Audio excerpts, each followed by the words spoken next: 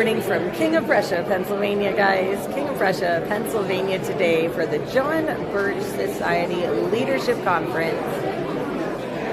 In case any of you are wondering where we are. I'm going to flip this around so you guys can watch the room a little bit. See everything going on here.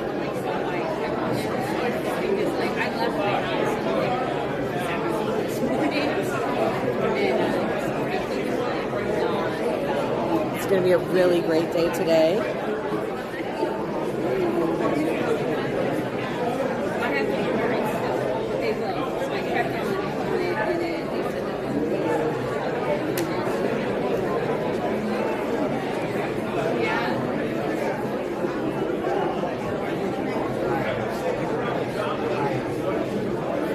All right, awesome.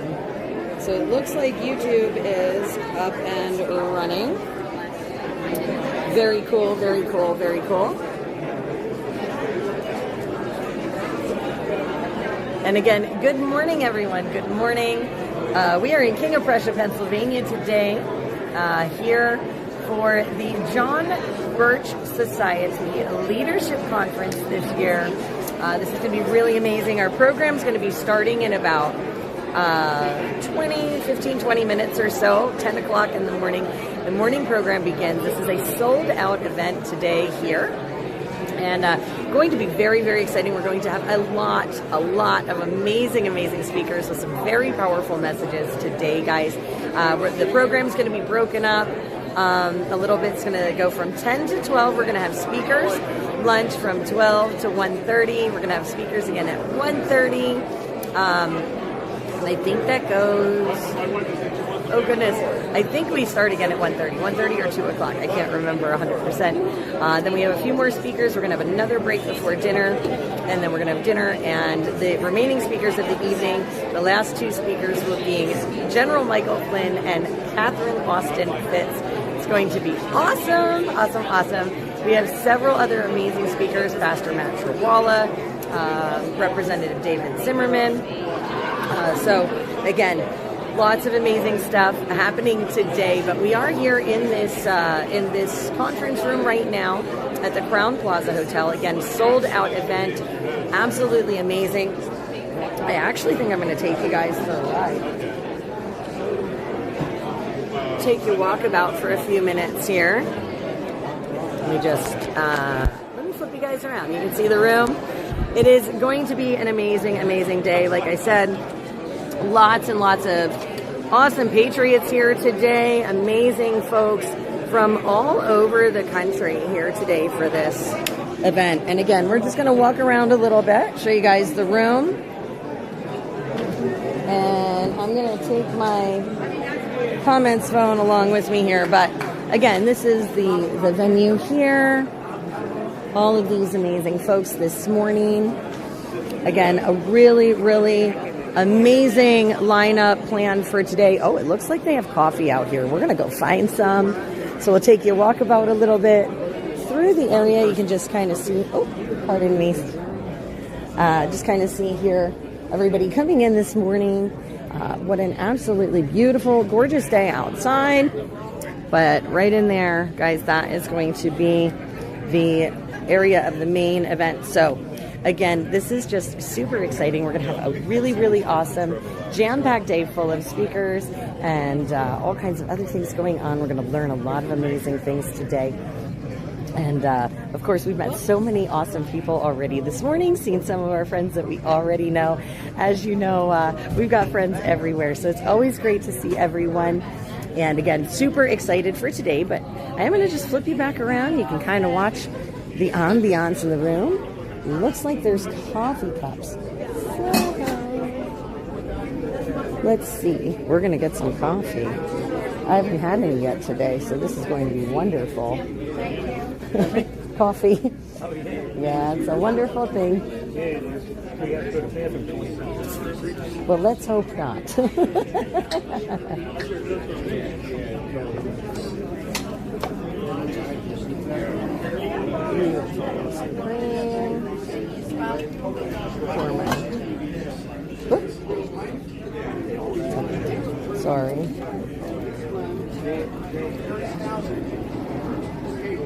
Thank you so much. Grab a lid here. Not spilling anywhere.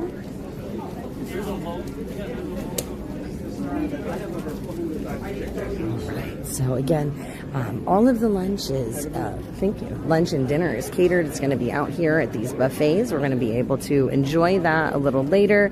They are going to have authors here at the different tables with their books. They're going to be signing those also a little later today. So I'm very, very excited about that. Again, this is going to be an amazing speaker lineup for the day today. You guys are really going to enjoy all of these folks with their messages. And this is just going to be a really amazing event for all of you. Please make sure you guys are sharing this out. This is going to be a stream going all day long. We have speakers until about 9:30 this evening. And let me just see here. Let me fix this. No, it's everywhere.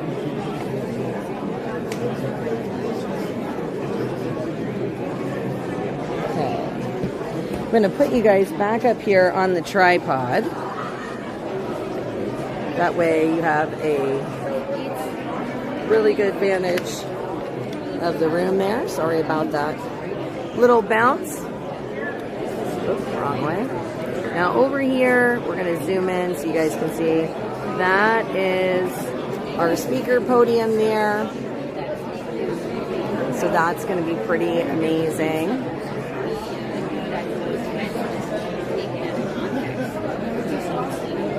And hopefully our signal holds up all day. There we go. Phone plugged back in.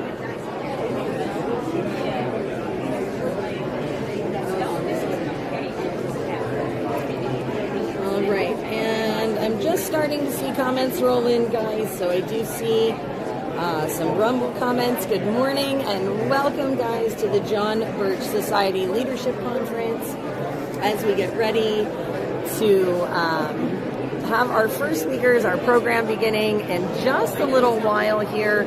Again, the program's going to start at 10 a.m. That's when they're going to start with prayer and pledge, and our speakers are going to begin for the day. So this is going to be absolutely phenomenal. I only have that one that came through, only that one comment. So guys, please bear with us. We're just trying to make sure that we have everything set up so we can communicate with you guys throughout the day. In case you guys as participants here in the audience want to see a particular area of the room or whatever, if you have to get a message to me or you have a question, all of our moderators are going to be in the chats all day long, guys. So make sure that you thank your mods throughout the day. They are going to be working very, very hard. And as always, I just want to remind everyone that is coming in on the chats, we do encourage respectful and civil discourse in our chats. Please keep it respectful. Please keep it clean. Please keep it family friendly. We do appreciate everyone and all of your opinions, and we want to welcome everyone here to our community. And I hope that you guys have a wonderful and amazing time today along with us here at this event. So I'm going to flip you guys back around there because I'm kind of boring and this room is kind of cool. Lots of people coming and going, getting situated for the day. And again, super, super excited about all of the speakers today and everything that's going to be transpiring. I'm stoked. We have so many amazing, powerful voices here today. And in light of everything that's happened in this last week, it is more imperative now than ever to be at places like this, to listen to these folks that are courageous enough to stand up and use their voices and speak out. And I just want to thank all of you guys for being here and being that support, and for standing up, for using your voices, for sharing the information out, and for making sure that we are not silenced. Guys, we do appreciate you here. This is going to be, again, an amazing event. John Birch Society Leadership Conference today here, King of Prussia, Pennsylvania. Again, we're going to start. They're going to start the ceremonies in probably about 10 minutes. Good morning, Dee. Good morning. I am seeing Facebook comments now starting to come in. It is wonderful to see all of you today. Thank you for being here, and thank you for being on the stream. Again, lots of amazing folks today, lots of amazing speakers lined up. But the program will be beginning in less than 10 minutes. So again, I'm going to flip this camera back around, let you guys watch everything. We're going to try and get all of these comments kind of straightened out, but it is so wonderful. Again, we are streaming on all of our social media platforms, guys, so if someone is interested in catching any or all of our live streams today, all they have to do is type in SoupMamaOfficial on Google or their search engine. It'll pull up all of our social medias.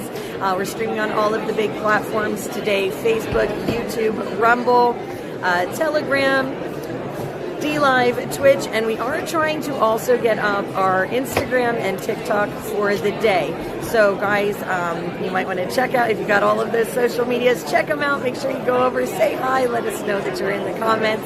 And of course, don't forget to like and share as we go so we can share this information out with patriots all over the globe. So I do see DLive comments now as well. So awesome, guys. As these comments keep rolling in, I'm going to acknowledge them, but I am going to, again, turn the camera around so you guys can see all of the amazing people that have gathered here today to celebrate using our voices in freedom. So let's do this and flip this around. Again, you guys can see they have a big camera over there. They'll be recording the event for John Birch Society as well. We are live streaming here today. This is the majority. I'm trying to give you guys the majority of the room. I can't really zoom out anymore, but there are people all over here. And again, this is a sold out event. And the speakers will be beginning at 10, or the program will be beginning at 10 o'clock this morning. So we're going to zoom in a little, get you guys kind of ready to see what's what. Let you watch the screens too. Kind of give you guys a little bit of a view there. I am seeing TikTok. Awesome. So welcome to our TikTok family. Thank you for joining us here on this live stream today here from the John Birch Society. And I've got Instagram comments as well. So guys, we have added our 2 platforms in today. So welcome to those social media families here. Thank you for being here. We appreciate you guys. And again, this is going to be an amazing day, folks.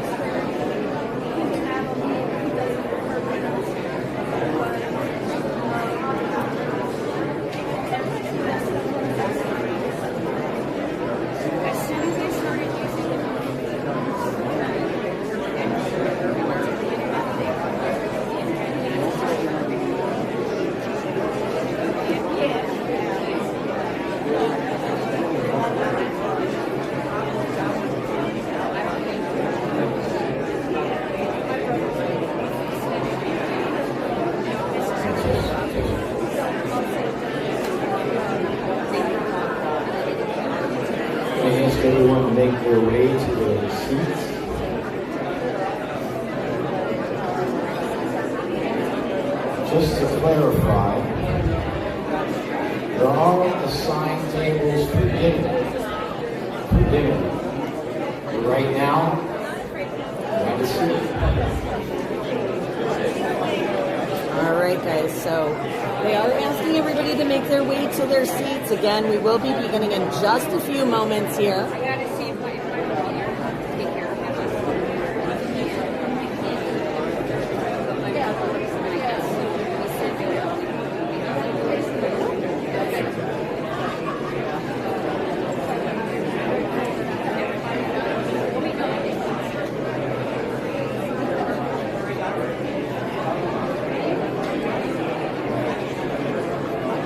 Everybody can get to their seat, or grab a seat.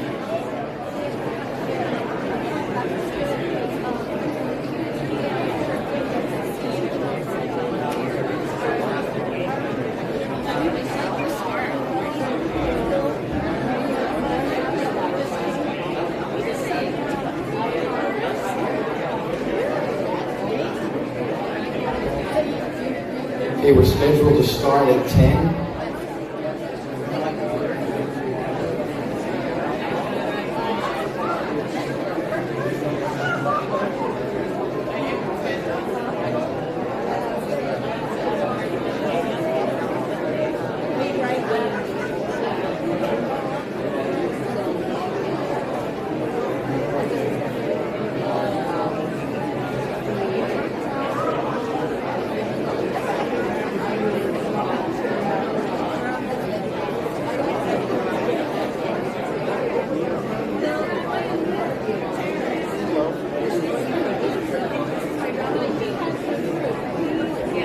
If everyone could grab a seat.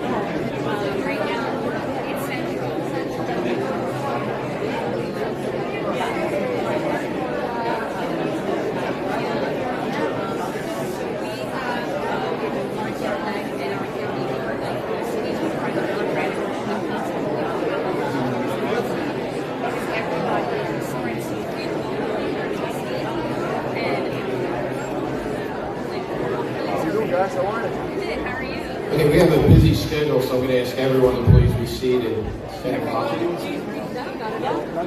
mindful because I will be getting up and down, so just so I don't bother you. That's all. My name is Dave Giordano.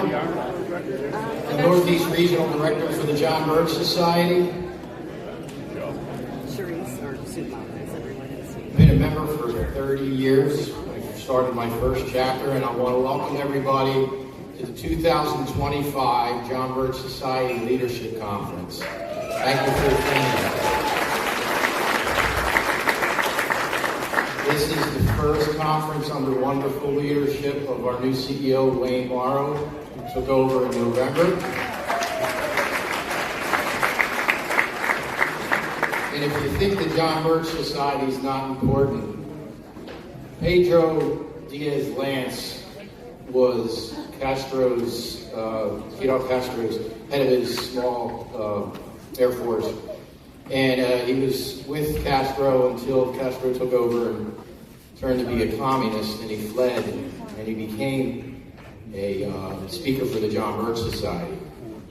And at that point, he said that if there was one chapter of the John Birch Society in Cuba, Cuba would never have fallen to communism. So I want to thank everybody for coming here. It's a beautiful day, coming here from far and near. And if you're not from this area, in September when it's beautiful like this, most people head to the Jersey Shore. But instead, we had a lot of people from the Jersey Shore that came up to see this presentation. So first I want to thank all the volunteers, because you are the John Birch Society. All the volunteer members, the chapter leaders. And I want to thank the many people before us that aren't here today, such as our founder, Robert Welsh, Larry McDonald, my two mentors, one is here, William Jasper, and John McManus. And John McManus, former president of the John Birch Society, about 10 years ago, when we were walking, I was taken around to do some tours, he handed me a thumb drive. I said, "What's this?" And he said, "These are my presentations. You can do this." So I'm saying to all of you, to take all the knowledge from these speakers, make a thumb drive in your mind, and you can do this. You can do this. You're going to have to do this. So I'm gonna start with a little bit. Jack always started with a little bit of humor, so I'm going to give it a try. So there's two gentlemen who went out in a little boat, duck hunting. Never been duck hunting before, and they were out in the boat, not very long, and all of a sudden, ducks fly up. Pulls out his gun, he shoots the duck, falls down in the water. And he signals to his dog, and he runs out. The dog runs across the top of the water, gets the duck, runs back across the water, brings the duck back. He looks at his friend. The friend doesn't say anything. A little while longer, there's ducks come up, pulls out his gun, shoots, duck falls down, signals to his dog, he runs across the water, picks up the duck, brings it back, looks at his friend, he doesn't say anything. He says, did you notice anything about my dog? He says, "Yeah. He can't swim." So he missed the whole point. And there's a lot of people out there that used to miss the point, but they're starting to wake up after COVID, and unfortunately what happened this week. And they're starting to realize it's something bigger. It's not just Democrats and Republicans. And as J. Edgar Hoover once said, yet the individual, when he comes face to face with a conspiracy so massive that he refused to see it exist. It's right before their eyes, and they just don't recognize it. People are starting to recognize it, and you can help that. So I'm asking you to join together and welcome a group, a great lineup of speakers, and welcome to the John Birch Society Leadership Conference. Thank you very much. If we all could stand for a prayer, I want to introduce Pastor Matthew Trewhella to lead us in the prayer. Is he here?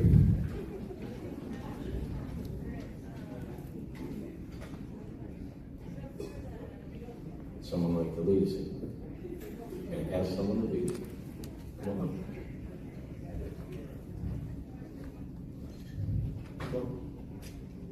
Heavenly Father, God, I thank you for bringing everybody here safe today, Lord God. We pray that you keep us safe, Lord God. Father God, I pray for your blessing over this gathering right now, Lord. As iron sharpens iron, when one man sharpeneth another, I pray that you sharpen us to do your will. And Lord, we pray that you save this country and use us to do it in the name of Jesus. Pray to you, Father. Amen. Amen. Christian, do you want to do the first introduction?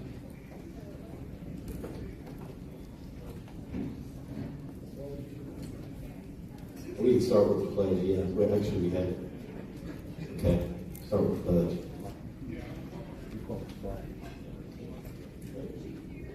I pledge allegiance To the flag of the United States of America and to the republic for which it stands, one nation, under God, indivisible, with liberty and justice for all.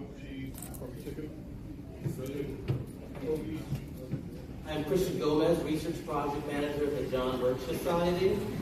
And for our first speaker, we're going to have Dr. Steve Bonta come up. Before he does, let me just tell you a little bit about Steve. So Dr. Steve Bonta is the publisher of the New American magazine, as well as a longtime contributor for the magazine, going back to the 1990s, if I'm not mistaken. He has extensive experience living abroad, including in Argentina, Spain, India, Sri Lanka, and most recently in China.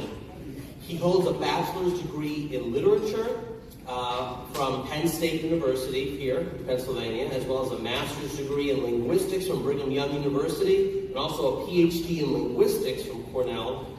He is the author of Inside the United Nations and hundreds of articles that have been published on the New American, both online and in print, on a wide array of subjects for over 25 years. Now for what Dr. Bonta will be discussing. We use money every day and couldn't run civilization without it. But what is money and where does it come from? Why is money in modern finance so unstable? How does our banking and financial system work? And why has chronic debt and inflation become the norm? Well, to answer those questions and more, I want you to please give a warm welcome to Dr. Steve Bonta.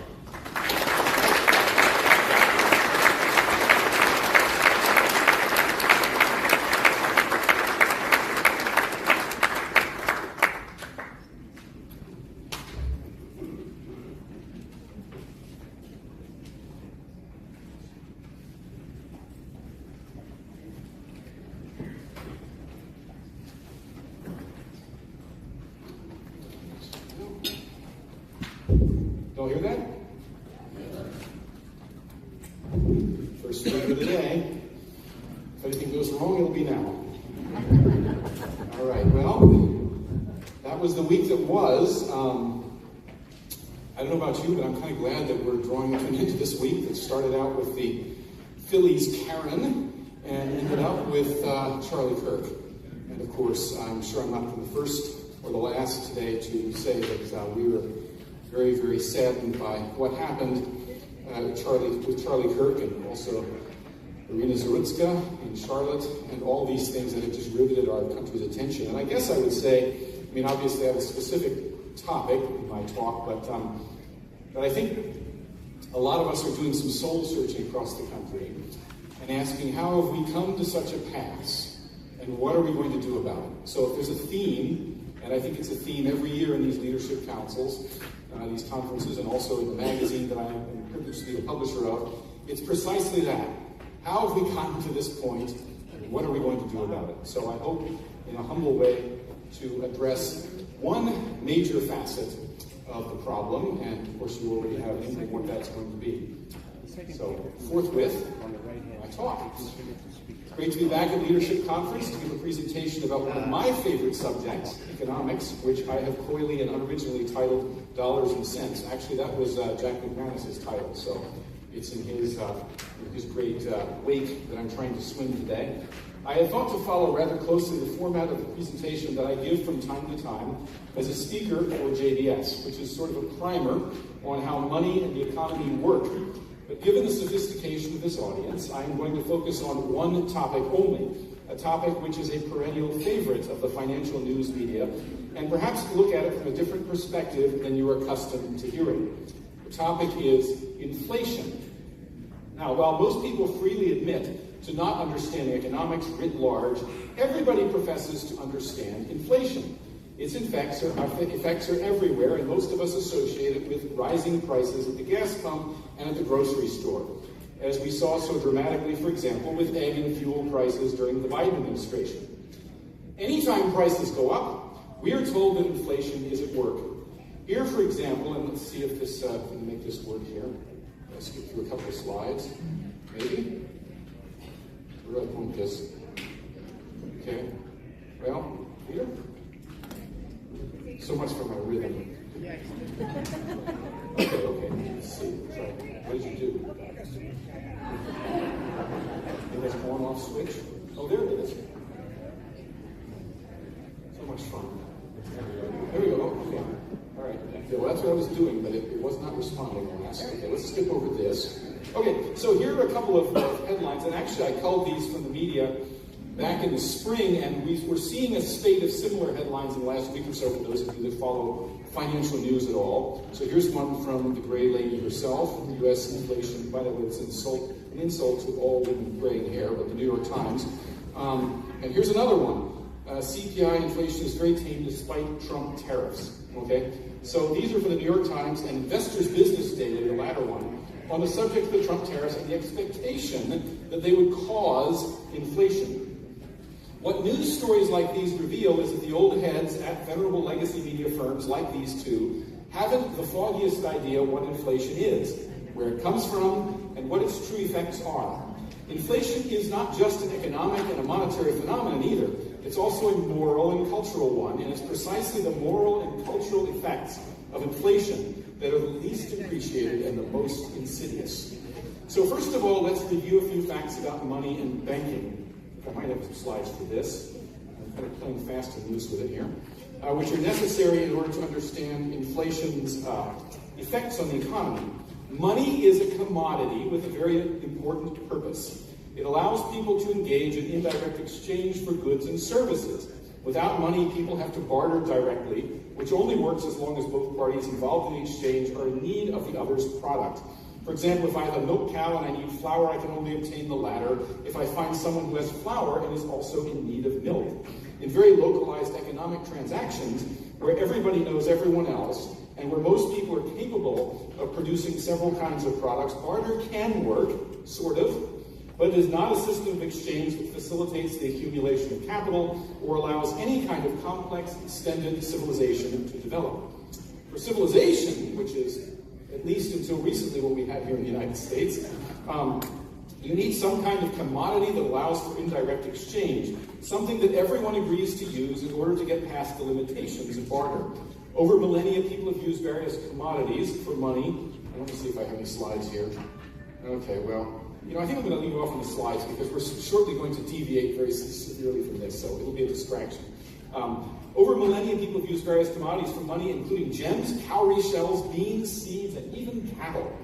But the type of commodity that turns out to be most suited for monetary purposes is precious metals, particularly gold and silver, although other metals like copper, nickel, and even electrum have also been used.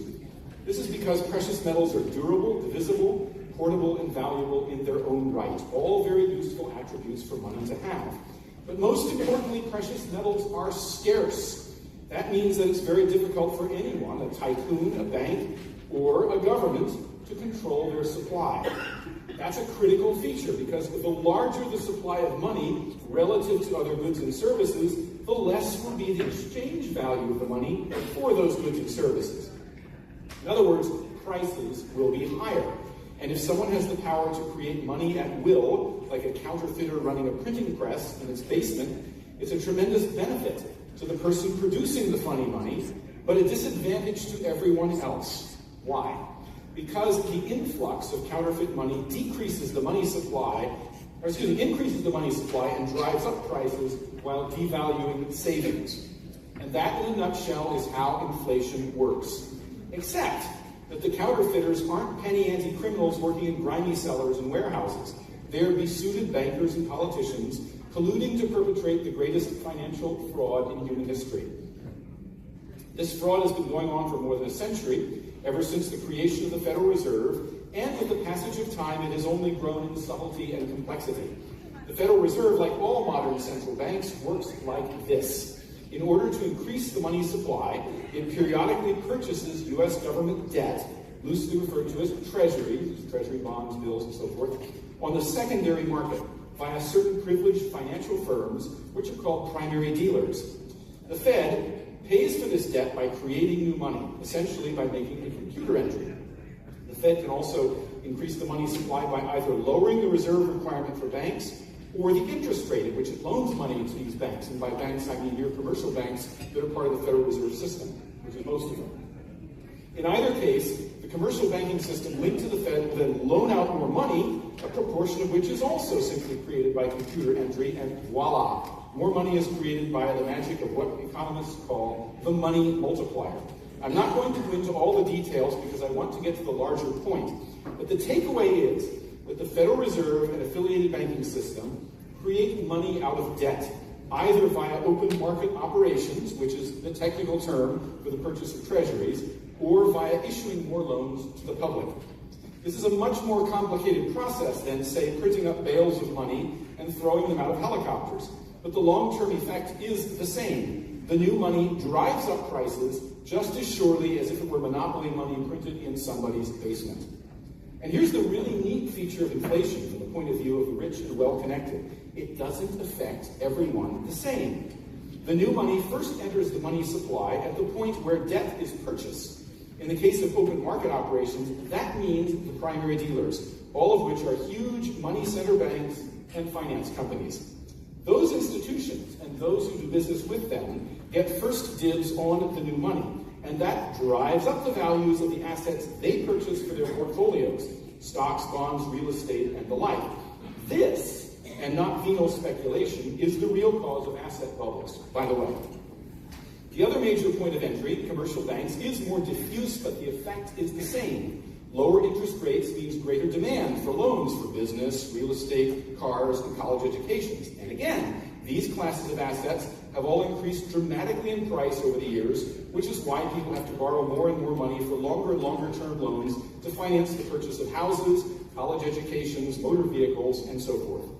This is, of course, good news for people who own and sell these assets, the colleges and universities, the car dealers, the real estate brokers, and so forth, but bad for the rest of us, for most of whom ever paying off the debts incurred to buy a house or get a college degree is an impossible dream.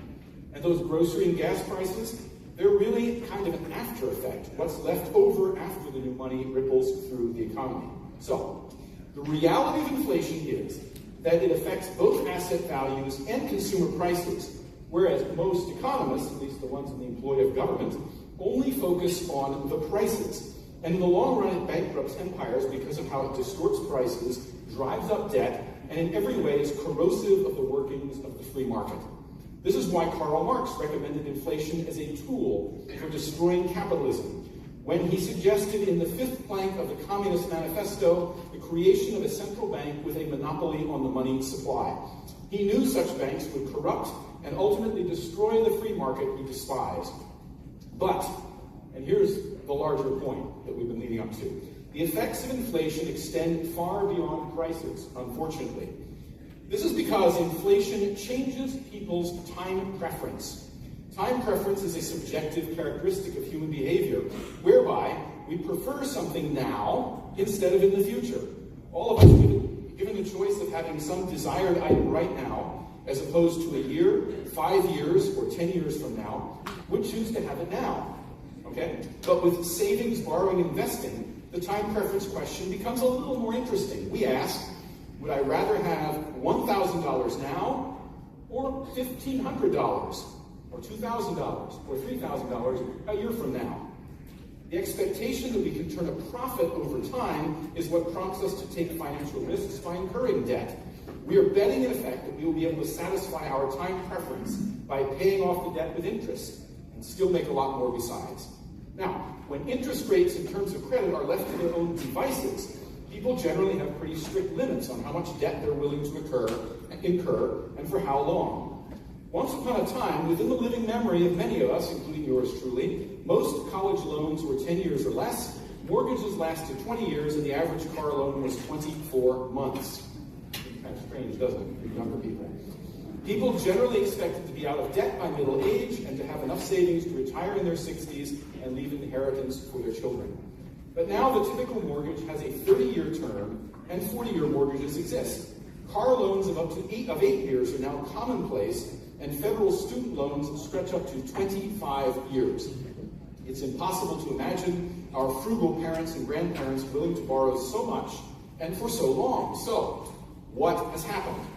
The answer is that for the great majority of Americans, time preferences have changed drastically. People have become willing to accept more and more debt over dramatically longer periods of time.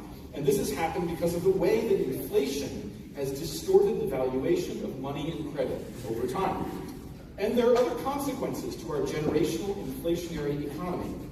Because inflation erodes the value of money over time, savings has turned into a lost virtue. No one sees the advantage of maintaining savings accounts, CDs, cash reserves, and the like, because everyone knows that these assets will lose their purchasing power over time. In many ways, the disparagement of savings goes hand in hand with the enshrinement of debt, or leverage, as it has been euphemistically called for several generations now, as the central economic virtue. So, how have these twin changes, the elevation of debt and the disparagement of savings, affected the culture outside of strict economics? One enormous consequence is the so-called financialization of the economy, with purely financial speculation and innovation replacing manufacturing and other forms of production like agriculture as the most lucrative type of economic activity. Financialization, the hyper-diversification of financial activity to include the constant creation of novel classes of derivatives and other financial instruments, is the natural outcome of an economy in which money, instead of wealth, and they're not the same, although frequently confused, is the most important and most desired element. Financialization is responsible for the enormous amount of money that people now earn in the financial sector, and for the fact that this sector increasingly draws many of the best and brightest into its sphere.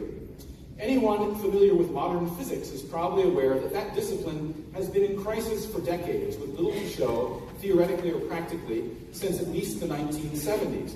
And this is the field that once churned out a seemingly endless succession of intellectual prodigies like Einstein and Dirac, along with stunning advances in technology throughout the 19th and 20th centuries. Nowadays, though, a large proportion of people earning PhDs in math and physics end up not at Caltech or Brookhaven, but on Wall Street, earning huge salaries as so-called quants. How many contemporary Einsteins have prostituted their talent, developing endless new trivial financial models instead of unlocking the secrets of the universe? And that's just one example of many that we could deduce of the effects of financialization. In general, people wishing to live above the poverty line now have a far more limited menu of career choices than a few generations ago. When I was young, careers like teacher, policeman, and fireman were routinely listed by children as their dream future jobs. Today, these three professions and many others besides no longer generate enough income to raise children, buy a house, etc. And these and many other career tracks are now only admissible for a two-income home, where both parents have two full-time incomes. The normalization of the two-income household, with all of its cultural ramifications, is another consequence of inflation, though almost nobody appreciates this fact. So too is the fact that almost no young people get summer jobs anymore. Why go to the trouble of tossing hay bales or framing houses or flipping burgers if your hourly wages won't even cover the cost of a Happy Meal, let alone allow you to save enough to pay the inflated cost of a college education? As recently as the 1970s, that seems recent to me, maybe not to some of you, but as recently as the 1970s, a full-time summer job was generally enough to pay for a year of college expenses. But no more is the case. The larger point is that inflation not only destroys the currency, it also corrodes the entire makeup of society and disincentivizes a whole range of traditional virtues, from thrift and savings to traditional family structures. I don't know whether Karl Marx was fully aware of all of these ramifications, but he could not have chosen a more effective vehicle than inflation to carry out his revolutionary aims. So, when we talk about ending the Federal Reserve System and restoring the gold and silver standard, which would put an end to the century-long inflationary regime, we are not just advocating for sound money. We are advocating for an economy in which truly productive occupations, like farming and manufacturing, once again become truly remunerative. We're supporting a society in which traditional families can once again afford to pay off their mortgages, eat around the kitchen dinner table, and live comfortably on a single income if they choose. And we're advocating a society in which people are rewarded for living within their means, accumulating savings, and working in the career of their choice, rather than in a sector artificially hypertrophied by inflation. This is the America that once was, and may become again if we banish the scourge of inflation. Thank you very much.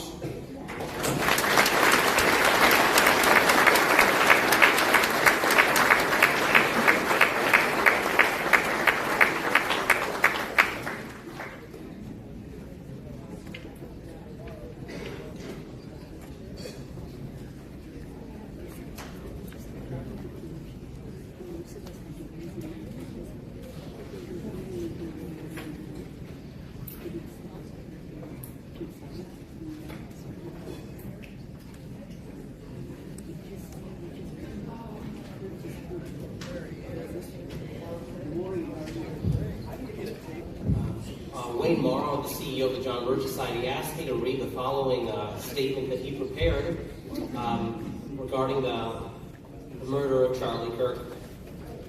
The statement reads, "We are deeply saddened to learn of the tragic death of Charlie Kirk, a young and passionate voice for America.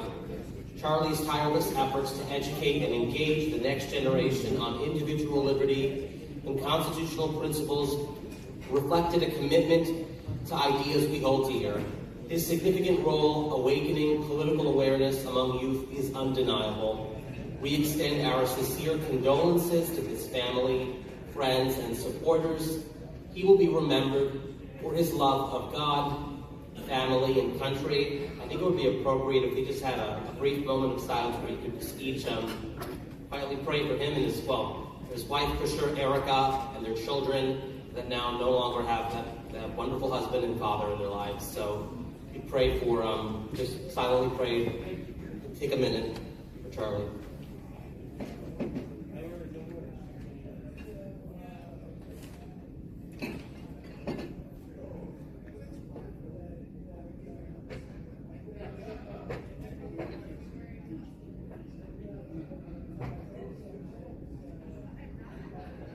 Okay,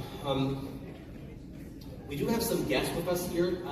There's a lot of guests here today, but I'm going to point out a few throughout the day. So I don't know if you're in the room right now, but among us is Mark Affleck, who's on the board of the board of JBS. So Mark, if you're here, if you could just stand up and wave hi. Maybe you're not in the room, but if you are, Mark is. I don't think Mark is here. I don't see Mark standing. So maybe we'll mention him later. His wife Roseanne. Also, Brad Baker, the board, is among us here today. Don't see Brad either. Okay. We also have Bill Bluster, who's on the National Council of the John Birch Society, and his wife Barbara. I know Barbara's right here. And Bill, if you're looking for your wife, Barbara, she's in the front as well, in case you're looking for her. So yep, thank you for welcoming them. And also we have here with us is Tom DeWeese and his wife. Tom is on the council. Is Tom in the room right now? Okay, well Tom will be in the room later. Okay. Well, I'll mention other people later on throughout the day. So for our next speaker, it's Dr. Joe Wolverton, by the way. And Dr. Joe Wolverton is the constitutional law scholar for the John Birch Society, a former constitutional attorney, and a nationally renowned constitutional scholar and educator who is celebrated for his passionate defense of individual liberty and the principles of the Founding Fathers. In fact, he wrote the book, The Founder's Recipe, which if you have not bought that book yet, please do so. You can do so from the Shop JBS store. I think we have copies actually here for sale, if I'm mistaken. But if I am mistaken, you carry that on Shop JBS. It's also available on Amazon.com as well. So anyway, continuing on about Dr. Joe Wolverton, he's a prolific writer and speaker.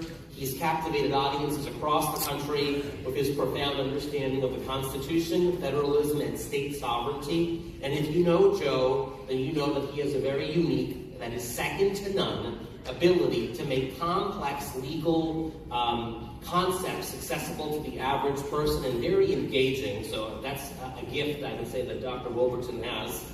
He is the author of several books, and I mentioned The Founder's Recipe, but also The Real James Madison, an excellent biography on James Madison I highly recommend, which we should be selling here today as well, if you don't have a copy yet. Also, he is the author of the book, The Article 5 Guide for Citizens and Citizen Legislators, which is also a very accessible book that you should read and also get your legislators to read. And I know there's several state legislators here today as well. So if you haven't heard of that book, I would recommend that you get a copy of the Article 5 Guide and also pass it on to your fellow legislators in your state. And also, most recently, he is the author of the book By Compact, Not Command, which we also have available here today. So these books are highly regarded by various other constitutionalists and patriots alike. And Dr. Wolverton's presentations are more than just educational lectures. They're a call to action for all who love and value freedom and the principles of liberty. So please join me in welcoming our next speaker and my dear good friend, Dr. Joe Wolverton.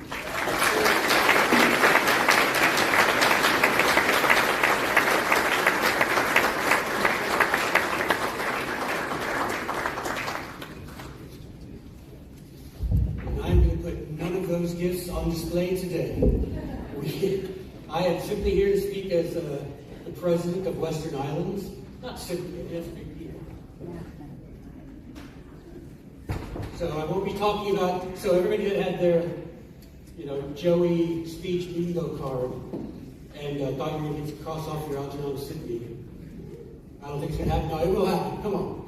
Those of you who know me think that I can do a speech without mentioning Algernon Sydney. If that ever happens, they've gotten me and they've co-opted me. So, I'm a replacement like Joe Biden. But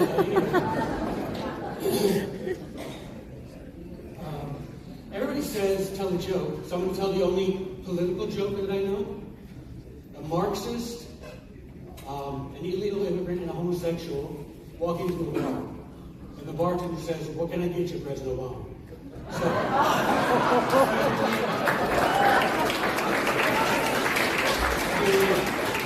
that's the political joke I know. The rest, I think children, it's inappropriate, but that's the political joke I know. So take that for what it's worth. Let's go.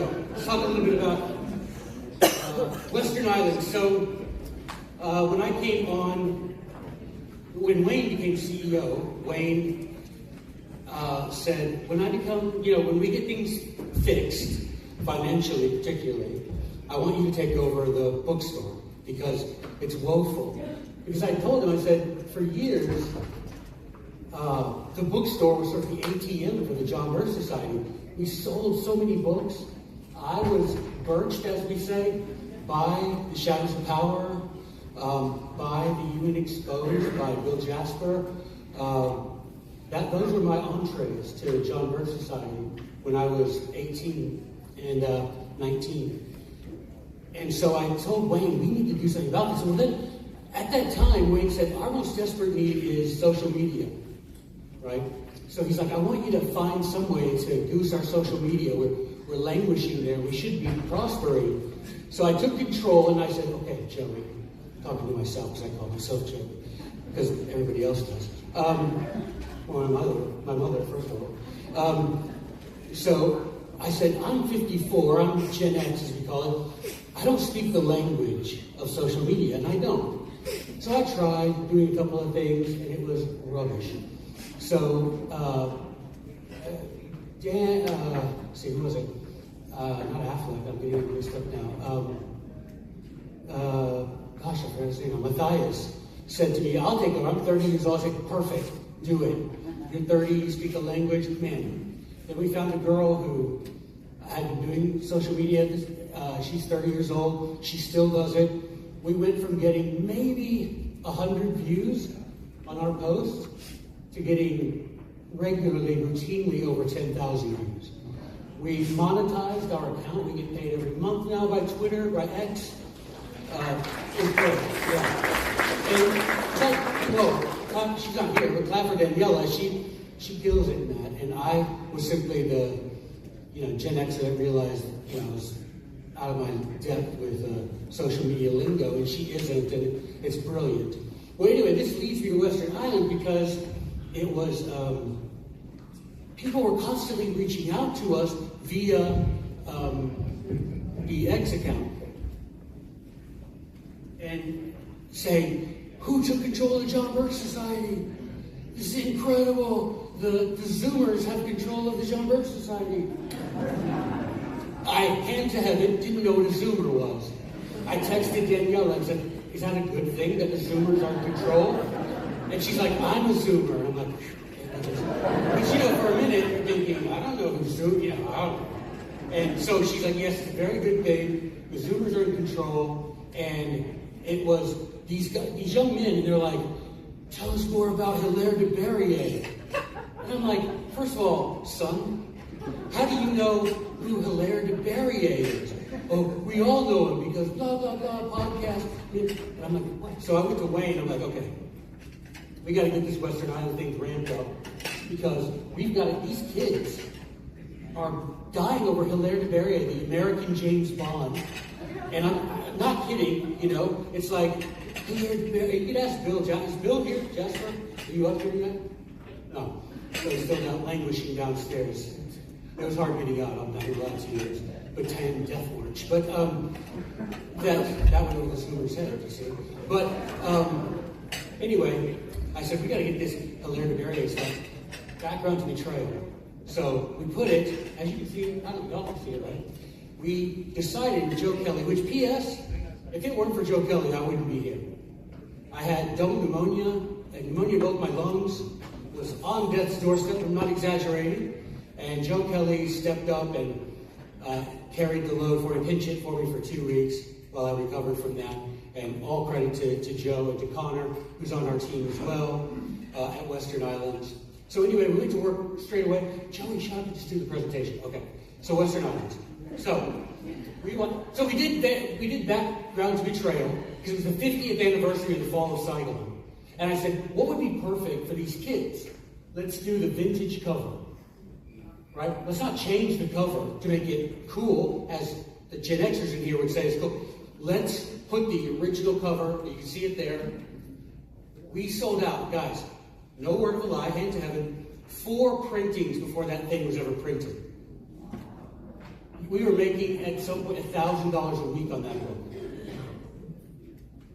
The kids ate it up. And today, we, because of Bill Jasper, the aforementioned Bill Jasper, we are the sole possessors of the memoirs of Hilaire de Berrier, which we will be publishing very soon, which again, we expect to be, to be able to raise the salary of the field staff based on that book alone. It's going to be insane. So, what do we want for Western Islands for 2026? We want to be the vanguard of Americanist publishing. Now, one of the ways we do this, when Wayne became CEO, I went up to him and I said, Wayne, why aren't we doing business with 10th Amendment Center, with the Mises Institute, with Liberty Fund? Why aren't we doing business? He's like, I don't know, go do business with them. Like, that was his response to me. I don't know, go do business with them. You want to do business with them? Do business with them. So I got on the phone and we are. Now we have Michael Bolden. I don't know if Steve said that. I was downstairs in the meeting, but Michael Bolden, the chairman, president, the founder of the 10th Amendment Center, is writing for the New American. We've got Tom DiLorenzo, the president of the Mises Center, writing for the New American. They're selling our books. We're selling their books. We've got Liberty Fund. I negotiated a 40% discount on their books for John Birch members. I mean, 40%, that's huge. They're already, and they, use their money wisely. They're good stewards of their money. And that was one thing Wayne said, do business with them. And we are. We're going to become the vanguard of Americanist publishing. Transition from the JBS It'll be a hub for truth-telling, Constitution-defending authors. If you want to tell the truth, we will publish it, and we'll get it into the hands of those who hunger and thirst after truth. We will get it to them, right? This isn't an exaggeration, guys. This is revolutionary. The things that we've done with 6 people, we've lifted this thing off the ground from shopjbs.org, which was woeful and embarrassing, to our present, which I would encourage you all to look at, westernislandspublishing.com, which I'm not going to bring it up because I need to hurry because I talked too much. That wasn't funny. That was sad commentary on the way I am. But anyway, I've never been yanked off the stage. I've been asked to leave, but never yanked. All right, so we want to be the flagship, success built on hard work, purpose, and clear vision. That's all there is to it. If you're someone who wants to tell the truth, we're going to publish that book for you, right? We're going to have author partnerships. If there's a person who is an Americanist, who wants to have a book published, they're going to come to us. We will fill that vacuum. Where there is a vacuum, nature will fill that vacuum. Right now, there is no Americanist publisher that you can look to and say, everything that publishing house publishes, I can trust and I can read. We are that. Right? In 2026, we will be that. We're reprinting all sorts of classics. We're talking about Seeker's Circle. Of all the books that are so relevant today, Seeker's Circle, that book was written what? How many, 60 years ago? And it's like it was written yesterday, right? We've got, so some of these British kids contacted me and said, we were looking around on the John Birch site and we found that you guys do a thing on these British people called Fabians. We've never heard of Fabians. I I'm like, the Fabians are in control of your government, and they brag about it. And they're like, what? So I sent them a link to the Fabian newsletter where they're saying, we're in control of every level of the UK government, blah, blah, blah. And they're like, you guys have this old book called Road to Fabianism. And I'm like, you mean a new book called Road to Fabianism? So Wayne is sending me to Europe for several weeks to take those books over there, The Road to Fabianism. I'm going to be on the ever-popular Lotus Eaters podcast with the Brits over there, England for the English, right? We'll be doing the same thing in France for the French and all of that.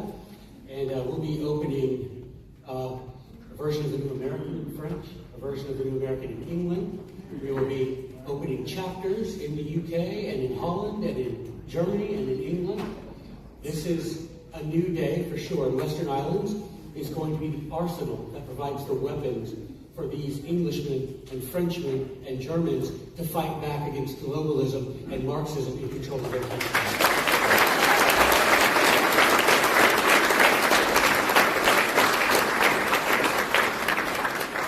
We will, as it says here, we will boost your profile, your prominence, your popularity, and your prosperity. We have a goal. If you go back and look at the New York Times bestseller list in the 60s, Western Islands frequently featured authors on the New York Times bestseller list. We had a murderer's row of people that wrote for Western Islands. We are going to build that back up.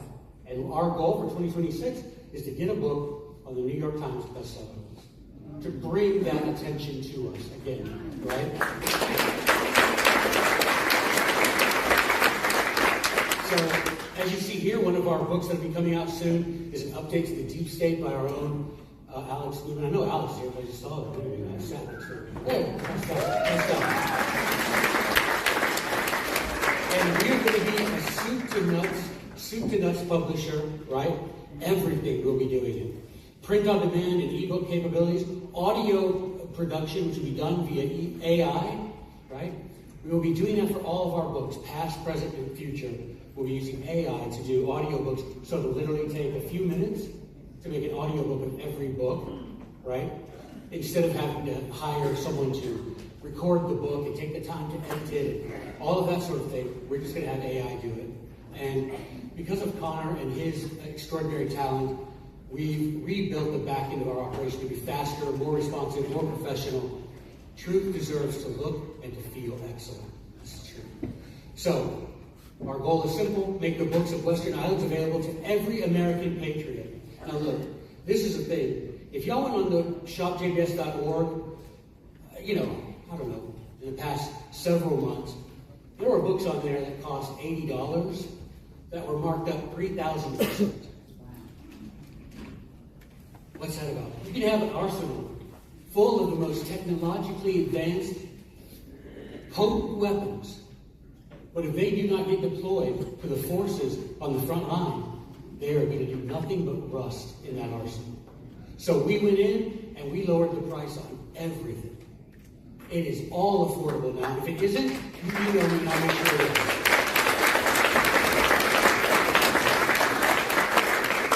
And we are building networks with everybody so that we can get our books into the hands of those seeking for truth. If you write it, we're going to get it into the hands of people. And we're not playing around and using the same old. This is a new day. I encourage you to go to westernislandspublishing.com and you'll see that this is a new day. We're doing things differently now. None dare call it treason. Another one we're doing with a vintage cover. Yeah, nice. Yeah, very nice. Sorry. Thought I was being yanked off for the first time.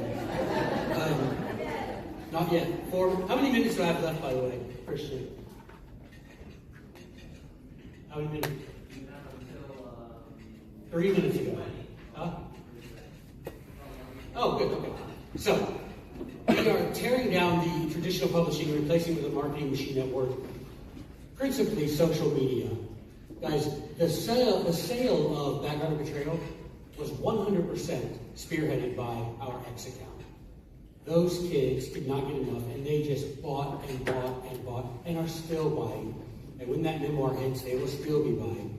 And once we load, and some of these people would write us and say, I can't afford a $70 copy of the Federalist Papers, right? And I'm like, could you afford a $7 copy? And so now that's what we did, right? We just made it affordable, and that's what we're going to do. And we make sure that we integrate with the New American, the Insider Report, Red Pill Expo, everything you can imagine, we're going to have a presence there. So that people, top of mind, front of mind awareness, if I'm an author and I want to have a book published and I'm an Americanist, Western Islands is where I go. That's all there is. It's that simple. It's that real. We're determined to, there's 6 of us, and we're determined to make that happen. And it will happen. Simple as that. What did Machiavelli say? Where the will is great, the obstacles cannot be. Right? If you want to do something, you'll do that thing, regardless of the obstacles. And if you fall back at the obstacle, it's because you really didn't want that thing. Right? So where the will is great, the obstacles cannot be. If you want that thing, you'll get it. And so we're going to make that happen with the bringing in all the authors and letting them know, front of mind awareness, I'm going to Western Islands. Our digital frontline launch is on site. Oh gosh, I got to hurry. We got to talk about Bluebird for Liberty, huh? Yeah, never mind. You see here, Vanguard of the Americanist cause. Is Gary back up here yet? Gary, there he is. So Gary, if y'all don't know, was Moses' chapter leader back in Egypt. We finally convinced Gary to write a book, and he did an amazing job at it. This is his first, and I don't know, maybe not his last, Vanguard of the Americanist cause. This is one of those books, that again, priced to sell. I'm sure we have it here in the bookstore here. It's one of those things that if you give this to someone, and I'm making you this guarantee, if you give this book to someone, and they are a sincere seeker of truth, they will not walk away from this book without being changed. At least they will be questioning what they once thought to be true about government, about our responsibility with regard to government, right? What did Rousseau say? Everywhere men are born free, but everywhere men are in chains, right? Well, we are intent on breaking those chains through education. And the education will come through books published like this one, Vanguard of the Americanist cause. Thank you so much, Gary, for that. And we will be accessible, we will be effective, and we will earn that respect that Western Islands had when Mr. Welch was alive. Do y'all know where that came from? Western Islands? No. John Keats, actually, right? Mr. Welch was a very learned man, and he chose that from John Keats' poem. And he believed that these Western Islands, spoken of by John Keats, was the West, as in Christianity, but more specifically the United States, right? The truth that we have. And so he chose Western Islands and purposefully chose Western Islands. And so that's something, see, everybody should know that. We don't.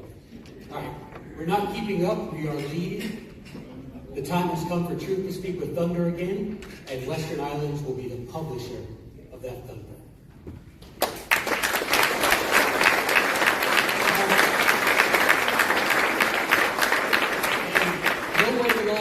If you find a book on the bookstore and it's not as cheap as you think it ought to be, contact me and we'll make it happen, all right? Now, don't be a Marxist. You know, this is, I saw the look in some people's eyes. They're like, oh, yes. Could I have all of them for a penny, please? No. I don't know. This is supposed to... Okay, let's see.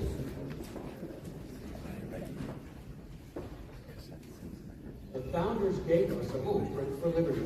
We've strayed far from that vision. It's time to bring power home, back to the Constitution, and back to we the people. The people are the fountain of all legitimate power, and our rights don't come from government, they come from God. The more we understand the Constitution, the more we'll be able to demand that our elected officials follow it. The Constitution doesn't need to be rewritten, it needs to be reread. It's time to learn the principles and preserve the Republic.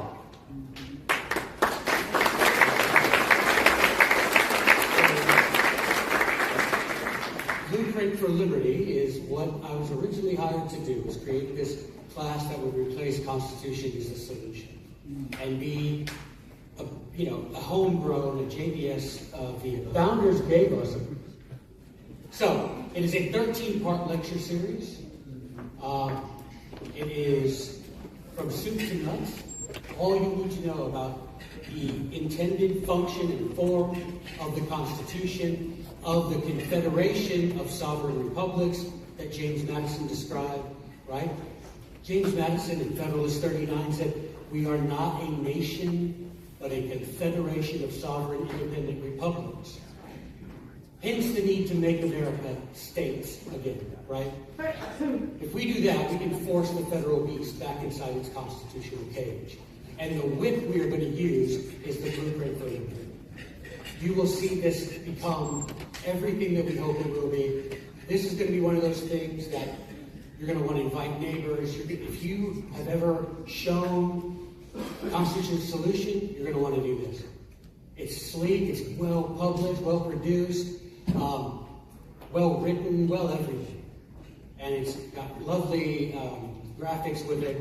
And it's got the guides, like little manuals that will come with it as well. So anybody can teach it, so to speak. Anybody can proctor this, have people watch this with them.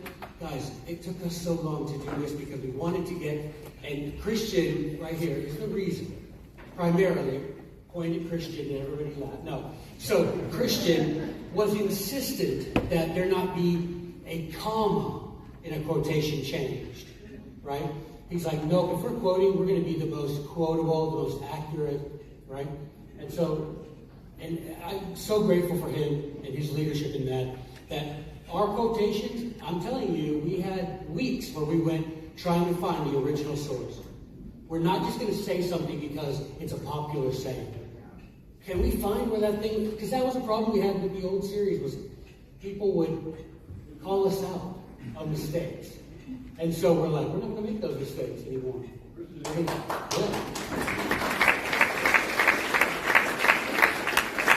So you can see here the, like I say, 13-part lecture series. Everything you ever wanted to know or afraid to ask is here in the Blueprint for Liberty. It's just, guys, come on. When this launches, I just want you to just please do yourselves a kindness and binge watch them. Because you will be different afterward. You will be more prepared to answer questions about the Constitution. Why do you think this way? Did you not see what Tim Kaine said the other day? Tim Kaine of Virginia, which my ancestors helped settle Jamestown and give me no kind of trouble that Tim Kaine represents Virginia. But he said that our rights come from government. And that he said, to believe that rights come from God, that's what the Iranians believe. I can tell you one thing. It's a good thing Tim Kaine said that in 2025, not 1775. My man would have been looking for another house by the time he got home. Right? But we are not our Father's children, are we? We play nice, right? Not like Samuel Adams and the boys back in the day. But yeah, he said rights come from government, not from God. Only Muslim extremists think rights come from God. Well, color me an extremist, right? I guess I'm a constitutional jihadi. I don't know. I did get called a neo-Confederate, and I framed it and put it up in my office. I was so happy. I was so grateful. What is it, that Southern Policy Leaders or whatever? Yeah, those people, they called me a neo-Confederate. I was so, gosh, thank you, guys. So here are the classes, right? We've got the dangers of democracy, what's on the list. Now, guys, you have done some of these things. You're going to be sitting there and you're like, why didn't I think of that before? Well, not everybody can do everything. That's why. Right? You want to, iron sharpens iron, yes? You want to surround yourself with people that know more than you about things that you don't know anything about. That's the key, right? That's the key to progress, right? So that's what we did. We took people that have knowledge and we put those things together, right? And they're snappy, they're well written, They're in Christian's case, they're well acted. Mine's just a straight reading. Christian, goes for a bit of a dramatic flair in his, right? Which is fine. I like it myself. Debunking excuses for unlimited power, part 1 and 2. Restoring limited power, constitutional money, tariffs and trade, part 1 and 2. Constitutional war powers, constitutional state militias, the enemies of the Constitution, the need to organize, and finally, what is the John Birch Society? Because one of the things that I see all the time, and used to see more often, these kids are saying, we never even heard of the John Birch Society. Until we heard that the John Birch Society were the OGs of the American. They're like, we heard, what's his name, Alex Jones say that, and we're like, who is he talking about? They Google it, they see our X account, and they're like, look at this X account, it's brilliant. And so they start flooding us with DMs and wanting to know what we're all about. Well, what we're all about is preserving this sacred document, right? And the way we're doing that is the Blueprint for Liberty. Please, when you get access to it, take advantage. Because again, guys, if we just have this powerful weapon and it sits in the arsenal, what use is that? What use is that? We have got to, like for example, one of the things that came to my mind was, do you know why the founding fathers called our federal legislative body Congress? Do you know why? Why they didn't call it, a bunch of British people, why didn't they call it Parliament? Why didn't they call it just the Senate? Why did they call it Congress? Hey, this is my point. If you'd read all the Make America States Again stuff that we have available on the website, you'd know the answer to that question. And knowing the answer to that question would illuminate you more about the intended form and function of the Constitution than any college degree ever could.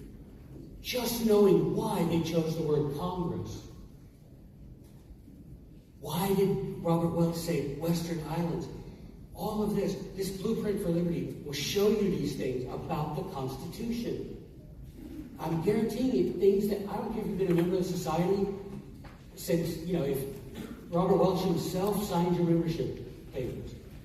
There are things in this that you did not know and that we need to know. And even more than that, we need to teach our children. It is important for every man that has been warned to warn his neighbor, right? We know the truth, but the truth, the devils also believe and tremble, right? What good does it know that Jesus is Lord, right? Unless you act on that, right? Unless you believe that. So we here have this Blueprint for Liberty that will enable you to talk to your neighbors. And you don't even have to talk. You just bring them to the house, fire up the Blueprint for Liberty, show them an episode, go over a little handout with them, and you'll all walk out knowing more than you did before.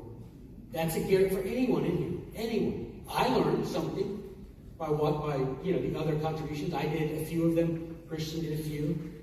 So there's the, if you want to take a picture there of the QR code, I'll let y'all in on an advanced copy there.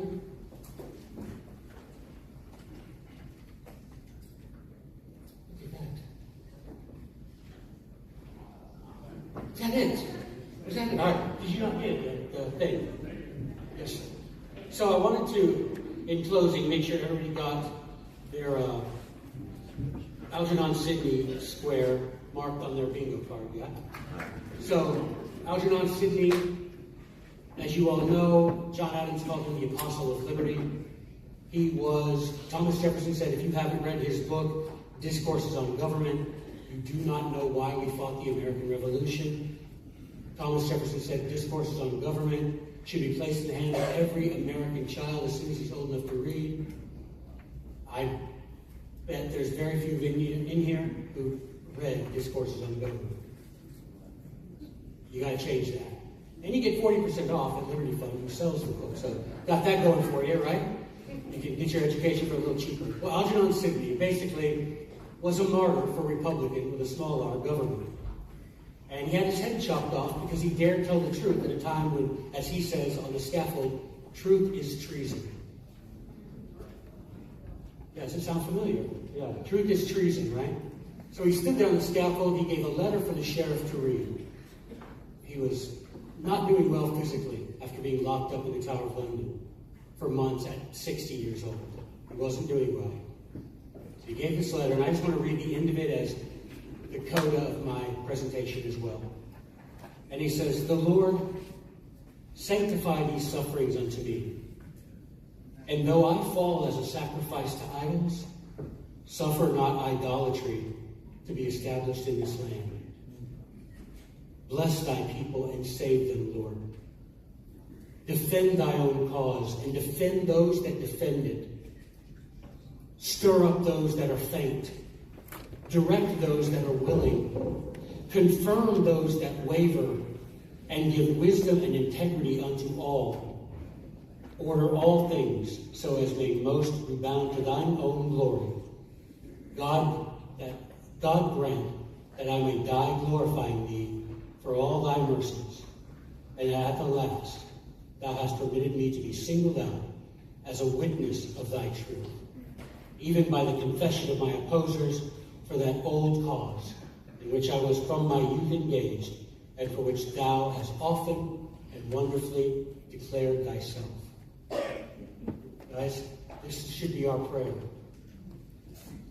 For the Lord to stir up the hearts of Americans. For him to suffer not, though we be ruled by idols, idol worshippers, suffer not this land to fall into idolatry. Defend those that defend the Constitution. Confirm those that waver. We can give wisdom to those who sincerely seek it.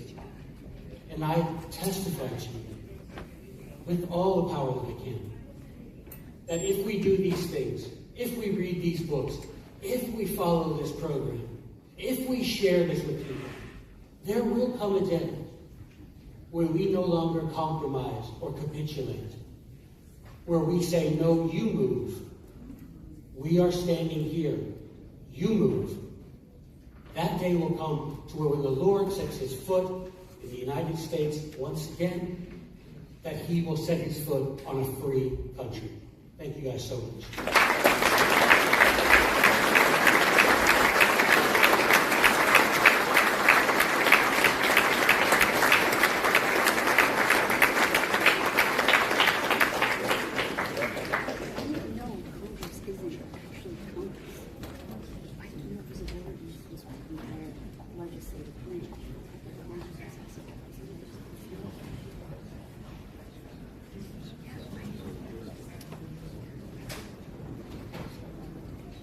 Good morning. I'm Barry Barkley, chapter leader of the Lancaster County, Pennsylvania chapter of the John Birch Society.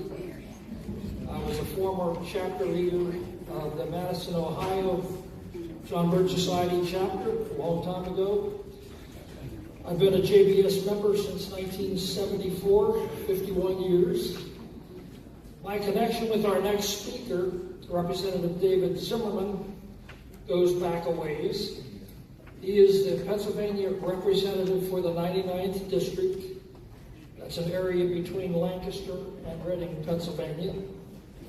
His cumulative legislative scorecard from the New American Magazine's Freedom Index is 100%.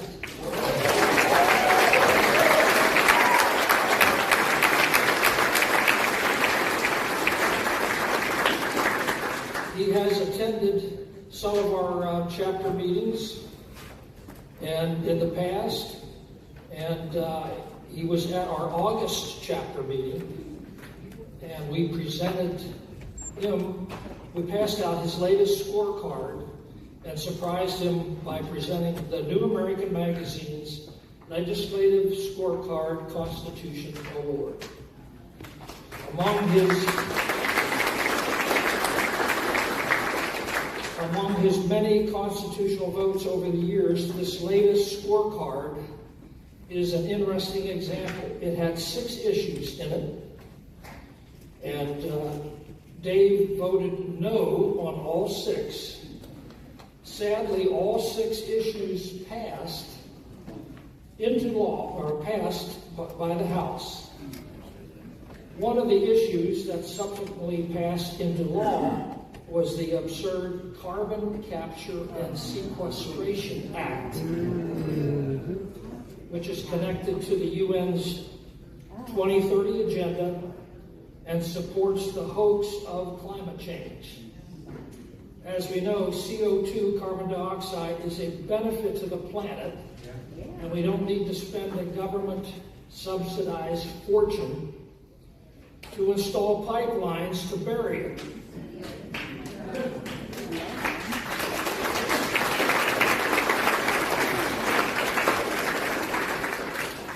Dave is the deputy chairman of the Pennsylvania Freedom Caucus, which is aligned with the Freedom Caucus of the United States Congress, which is chaired by Pennsylvania Congressman Andy Harris, Maryland's only Republican congressman. Yeah.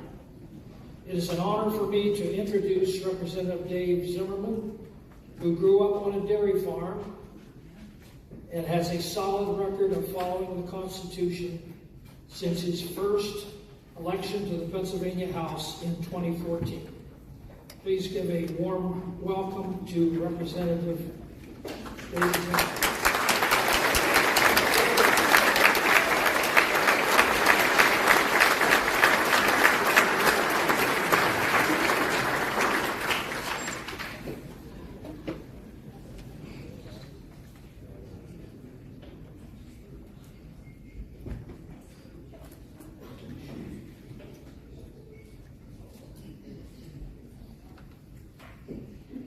Well, good morning. It's certainly good to be here. Thanks, Barry and Mary Jane, for all the good work you do and have done for a long time with the John Birch Society. So good to be here.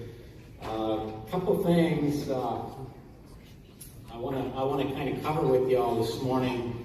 I'm going to talk a little bit about some of the realities in Pennsylvania as we speak, what's going on. And then also touch a little bit on the Freedom Caucus. I know there's some questions on what that's all about. And then we'll discuss some other realities revolving around energy policy here in Pennsylvania, or the lack thereof, and everything that's going on with that, including solar panels and some of those kind of things. I thought, in light of our last speaker, kind of wrapping up, challenging us to seek the Lord in some of these and all of these things we're involved in. So I'm going to take you back to John Hancock. You all know that name. Successful businessman from Boston, right? Became a leader for American liberty. He was a signer of the Declaration of Independence. He was Massachusetts legislator and its first governor. So very, very involved in Massachusetts government back then. And I could talk a long time about Massachusetts and the significance of all of that and how that led us into the Revolutionary War. But here's what's important about John Hancock that matters today. And I think if we would only do what he did in our state governments, in D.C. as well. On 22 occasions, Hancock called his state, Massachusetts, to times of prayer and fasting, or times of prayer and thanksgiving. What about that? We could use a lot more of it.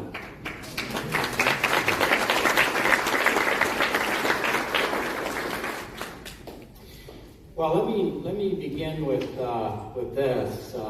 Pennsylvania, we're a big state, and some of you are from different parts of the country, and just a little more, and so maybe not as informed on what's happening here in Pennsylvania. But like Barry said, I serve in the House here in Pennsylvania. It's a big state. We have 13 million people, so it's one of the bigger states. 6 million of those 13 million people live right here in the Southeast. From where I live, and including Philadelphia, 6 million of us live in that area, right halfway between Philadelphia and Harrisburg, county of Lancaster County. It's and I'll talk more about that county as well. So we're a large legislature as well. we're a full-time legislature, which is not the case everywhere across the country. We're a divided government, one of the few that are actually divided today.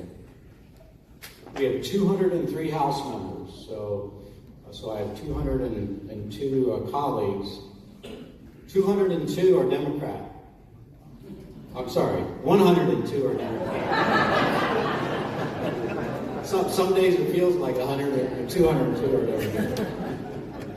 So 102 are Democrats, 101 are Republicans. So it's a dead even split. However, that puts the Democrats in charge.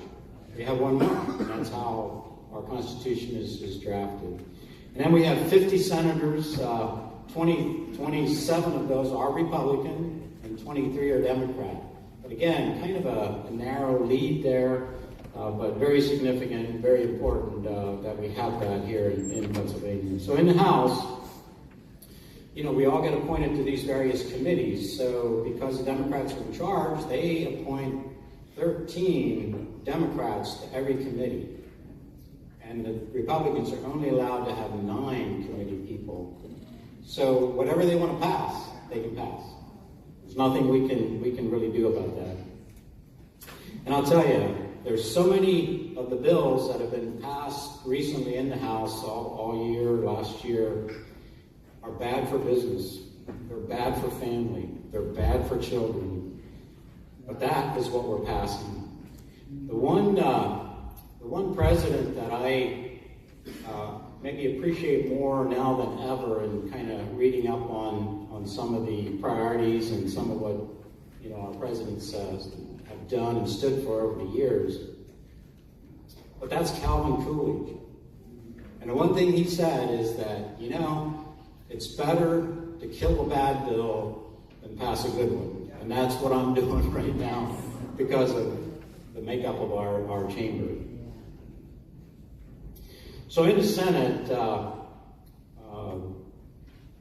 with Republicans in charge, most of these bills that are being passed by the Democrats end up going to the Senate, and the Senate essentially sits on them or basically just kills the bill.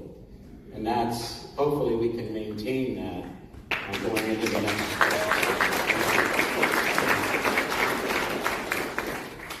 So then we have the governor, who's a Democrat. Yes, and he believes he's king, and I'll explain that a little bit. And you all know he wants to be president, right?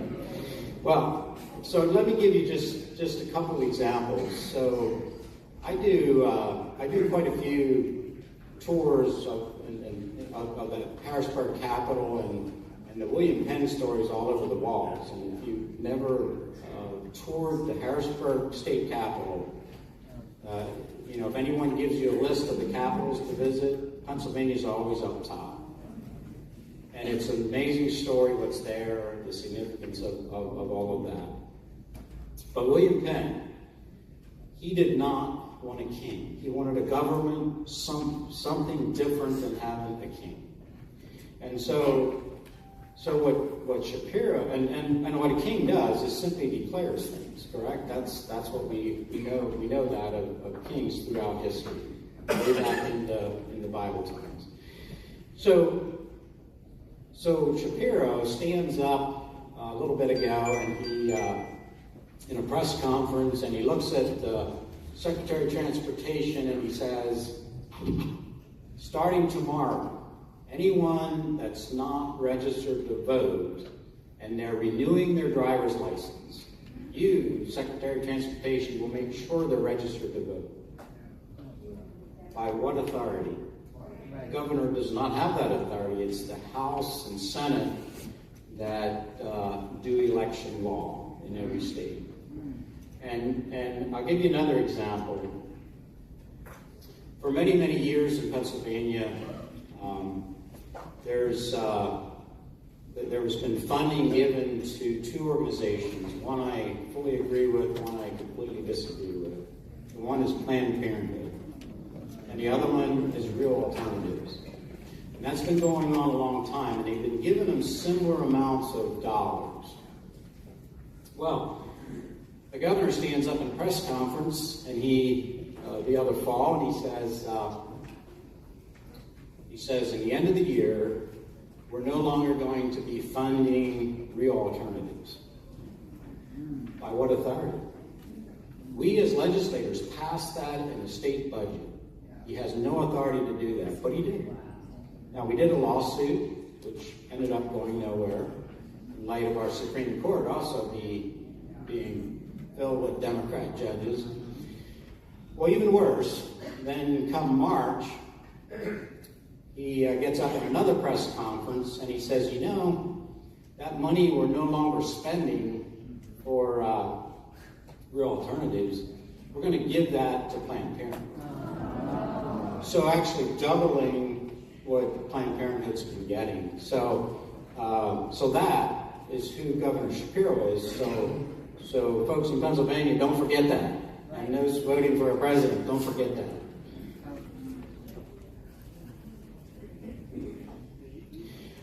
So in Pennsylvania, we're by law to have a budget by the end of June. And here we are, where are we? Middle of September, so we're two and a half months late. We have no budget, we have no agreements at all. So I'm not sure when that happens, but that's where we are.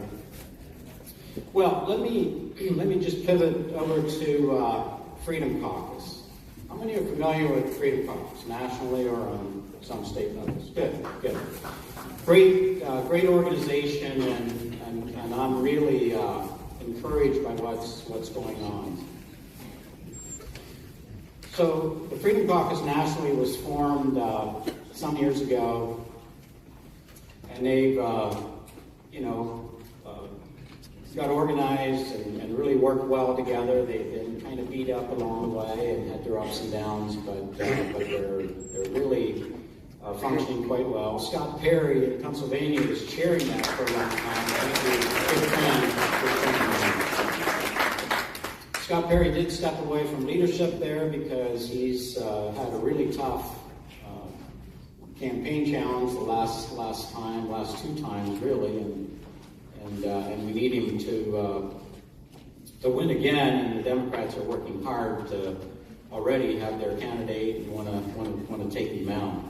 But we do have good leadership on the national level. But back right after the 2020 elections, several of us from Pennsylvania went to D.C., met with the Freedom Caucus individuals. Some of you know Mark Meadows, that had worked with Trump very closely, was heading up and organizing the Freedom Caucus nationally.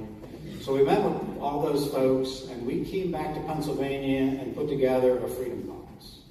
And today, we're about 24 of us in the Freedom Caucus in the House. And here's what, it's very, very simple. So if people say, this Freedom Caucus is this hard right, crazy, whatever they want to call us, it's not true, because every single person that runs, especially in the Republican Party, runs on these two issues that we're voting for every time. And that is, there's two things we stand for. And we look at every bill for this before we vote. Does this bill grow government? We're going to be opposed. Does this bill take away any of our liberties? Business, individual, family, you name it. We're going to be opposed. Every single Republican runs on those issues, but then where are they when we vote? And so that's who we are as a Freedom Caucus. So what we do is when we're in session, it's generally Monday, Tuesday, Wednesday. And so the Friday, very late afternoon, the Friday before, we get an agenda of what most likely will be on that agenda the next week. That can change as the week progresses. And so we, as a Freedom Caucus, we'll do a Zoom call on a Saturday or a Sunday, and we do deep dives into every single bill. And we're fortunate because the National Freedom Caucus actually gave us an executive director to help us with really researching each bill. So that's been very, very helpful for us. But then we, review and talk about each bill. We're all in various committees, and we worked hard as Freedom Caucus to have at least one of us on every single committee in Harrisburg. And that way, that individual knows a lot more about each one of those bills. So we come well prepared on a Monday morning to vote the way we need to and the way we should. So, and when it comes from leadership itself, we don't get anything near what we're doing ourselves as a Freedom Caucus. So just want to, let you with all of that. But really appreciate Rob Ledbetter is our chair. I'm assistant, and we have others in leadership. Wendy Fink from York County, and Tom Jones in Lancaster, and Aaron Bernstein from the western part of the state, our leadership team here in Pennsylvania. And then on the national level, Barry mentioned Andy Harris from Maryland is the chair today, and Jim Jordan from Ohio, which you all know is the assistant chair on the national level. So, well, moving on to why it's really, really important that we get some policy within states and on the federal level that we get it right. And here's why. I'll just share a couple of things. So let me just say this. I'll start with this. So I live in Lancaster County. Lancaster County in 2010 had 500,000 people in that census. In 2020 census, we have 552,000 people. We grew 50,000 people. At the same time, our state, as Pennsylvania, lost total population, and more so in the western part of the state. But we've lost total population the last several cycles, actually. And so what's happening is we have many institutions of higher education, some actually quite good ones, some that are very problematic, but we graduate a lot of students. And you know what?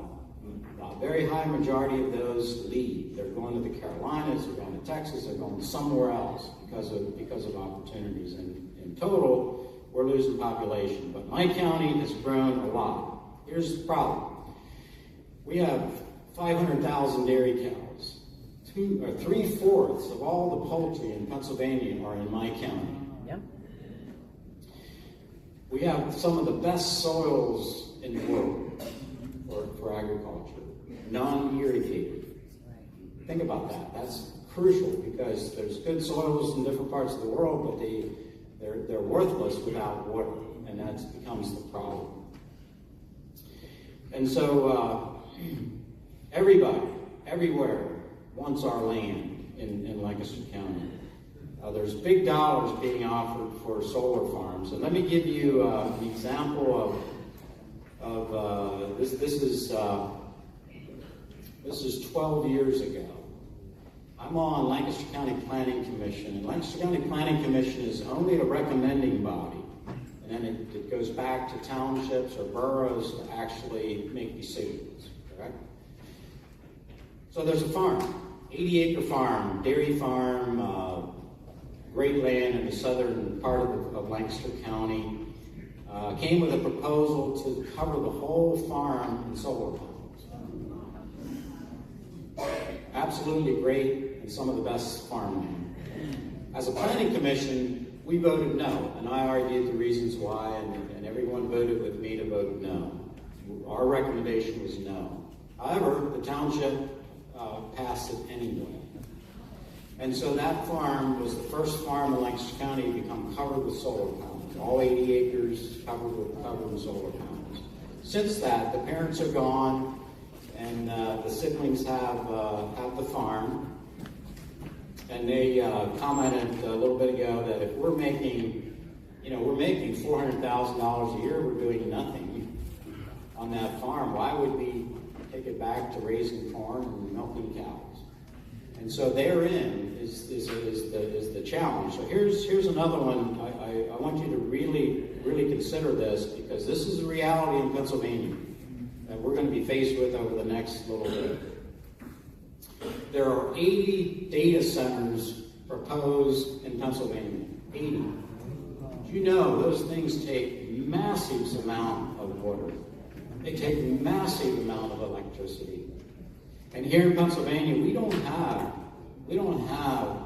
a good energy policy because we continue to fight between parties. Our governor is really pushing us toward what's called RGGI. It's simply an interstate compact involving several states. And we have, so much natural gas in Pennsylvania, but it's limited how much we can use it because of our policies.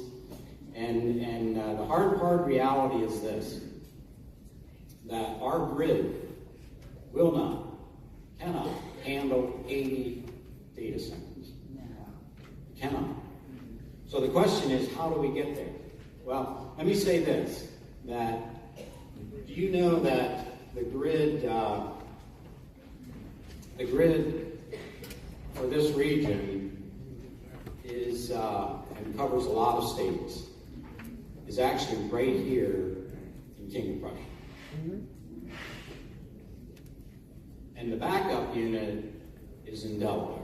Now, it is underground, I've been there, and I'll share this, that when I was there, and they have this big map, it almost reminds you of being at NASA or something, for those that seen the old maps of NASA. So we're down there, and they're showing us the map of where all the energy's coming from for this total grid. They were showing us where the power plant is that would be the kickstart if the grid goes down.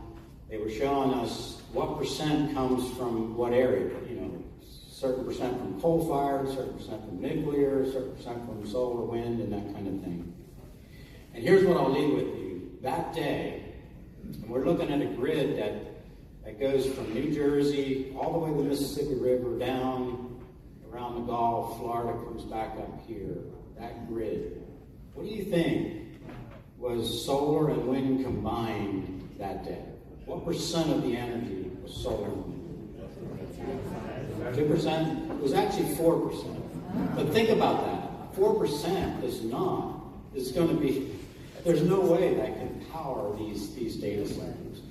So I leave that with you because that's very, very, very concerning of where we're at, and it's a reason why I really am encouraging all of you to stay engaged and be involved in our whole election process. Because in Pennsylvania, we're a commonwealth, so we have townships and so on. But who the township supervisors are, who the borough councilmen are, who is in all these elected positions becomes more and more important. That we have good, common sense, conservative, competent people in those positions. So stay involved, and we could talk a long time about school board. I'll be talking with Moms for Liberty here a little bit later today, and again, we could talk a long time about that whole area as well. One other area I want to just touch on related to all of this and my big concerns. I really fear for what our food supply and food quality and the likes of that will look like going forward. And when I think about and consider COVID, because I believe COVID may have just been a test run. And I know some of you agree with that. If we get in a situation where the question is, do you want to eat? Then you need to, that is no place we want to be. But that is a big concern. So, as you know, the World Economic Forum is, they're scheming for global food control, as we know, and all the green policies around the world, which are really going to put farmers out of business, without a doubt. But here's what I want to say. I had an opportunity to be in Holland, in the Netherlands, with an individual, spent time with an individual that worked in the agriculture department in the Netherlands for many years. He was kind of involved more in the Netherlands actually export a lot of potatoes, so he was kind of involved in that whole process. But he was there a long time and seen a lot of what happened. One of his questions was, and this was just last June, he says, Dave, why in America are you guys still using red dye? We outlawed that a long time ago. Now, we know what RFK is working on, but that was just one simple question of why would we be doing that? But he took me out to where they put the dikes in and took back some of the ocean and some of that lush green farmland. Is just incredible to see what they have. So it was very interesting to see all of that. But he's very concerned about many things. And the one thing that's happening right now is the so-called Food Action Alliance. Is this global coalition of partners coming together to foster food systems transformation. That's based in Holland. And that was his very concern of that group is really they want to transform, how the whole food supply operates and who gets what and manage all of that. It's based in Holland right now. And he's very, very concerned about all of that. So do know this too, the Dutch farmers, because they've been so beat up on, with manure management, fertilizer, their fertilizers become very limited, they're very regulated, a lot of farmers are going out of business, and he showed me in several farms that, had dairy cows, no longer do, that kind of thing. And so what some of those farmers have done, and you've seen it on the news, they were actually taking tractors and blocking roadways and things like that in protest. But he believes we're going to have a lot more of that around the world unless we just allow all our farmers just to go out of business. So stay tuned on that as well, because it's very, very concerning. Well, there's a lot more I could talk about, but I wanted to give you some of that food for thought. I do have, I'll just mention the 7 priorities that I've been working on, and we'll kind of end with that. But the 7 priorities that I have had in place for some time now. The first one is family values, and that gets into, and I have 5 points on each one of these 7 major priorities that I have. But everything from, when it comes to family values, everything from, your being able to do what you want to do as a family and have the freedom to do that without somebody interfering with that, to this health freedom idea as well. I've been on the health committee since I'm in Harrisburg, and we could talk a long time about my big concerns there and some of the hearings we've had and lots of things going on there as well. But the health side is very concerning to me as well. Number 2, school choice. The children belong to the parents, and we need to really take back these schools.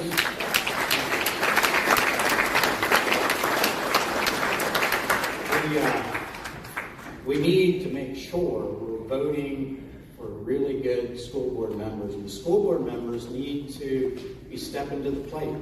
For so many years, you have a superintendent and maybe an attorney, solicitor that are actually running that school. Did you know that the first priority for a school board is to hire a superintendent and to hire a solicitor? If they hire them, they can fire them, but they don't do it, and they need to. We need to keep working on that. So I'm so happy with groups like Moms for Liberty, for example. Number 3, small business and nonprofits. It's the backbone of our country. I keep saying to so many business groups I meet with business, we have everything. Without it, we have nothing. That's how our economy works. So that's number 3. We must continue to especially support small business because they also keep large business in check. Then you get into agriculture. We did talk a bit about that, but our very food supply, guys, very important. Financial responsibility. You know, what is wrong with not spending more than we bring in? Imagine that. We should be doing that in every state. Come on with everyone. And then we get into the Constitution. Let me just bring something up on the Constitution here. Strong believer in that we need to be upholding the Constitution. So we should never forget the Constitution wasn't written to restrain citizens' behavior. What was it for? It was written to restrain the government's behavior. Imagine that. And then number 7 is, I have election integrity. Did you know that in Pennsylvania and in many other states, 2020 and 2019, we broke election laws as we've known them? Yes. And did you know that in Pennsylvania we have tried and we have fixed nothing? There is not a thing different or changed from 2019 when we broke it. We must fix it if we're going to have people trusting the system again and limiting the cheating.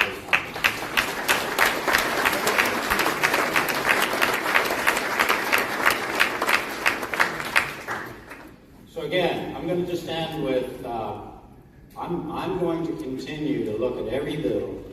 If it grows government, I'm opposed. If it takes away liberties, I'm opposed.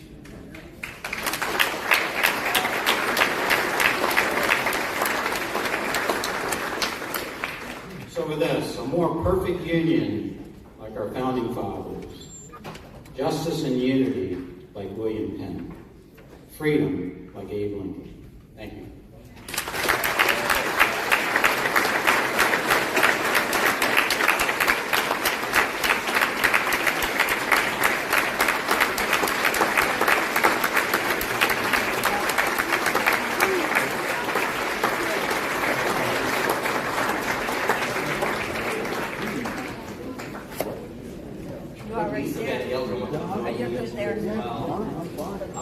So just a few, there's hopefully Lisa will be joining us here in a moment. Before Lisa does come up, I would like to give those shout outs again to those members of the JBS board who are here. Mark Affleck. Mark, are you in the room now this time? Hi, there's Mark Affleck on the board, so we can all get around. And also, we're just right for a family day, so thank you to both for being here. And also, Brad Baker, who's also on the board, is here with us. So, hi, Brad, thank you for being with us. All the members of the board and the council of the John Birch Society, those are the people who make it possible for us to be here. And in addition to, of course, all the members and all the work you do. So, all of you deserve a round of applause, to be perfectly honest. So, I just want to thank everyone who's here for being here and for making this entire conference possible. Thank you, by the way. Lisa, do you want to come up? Yes.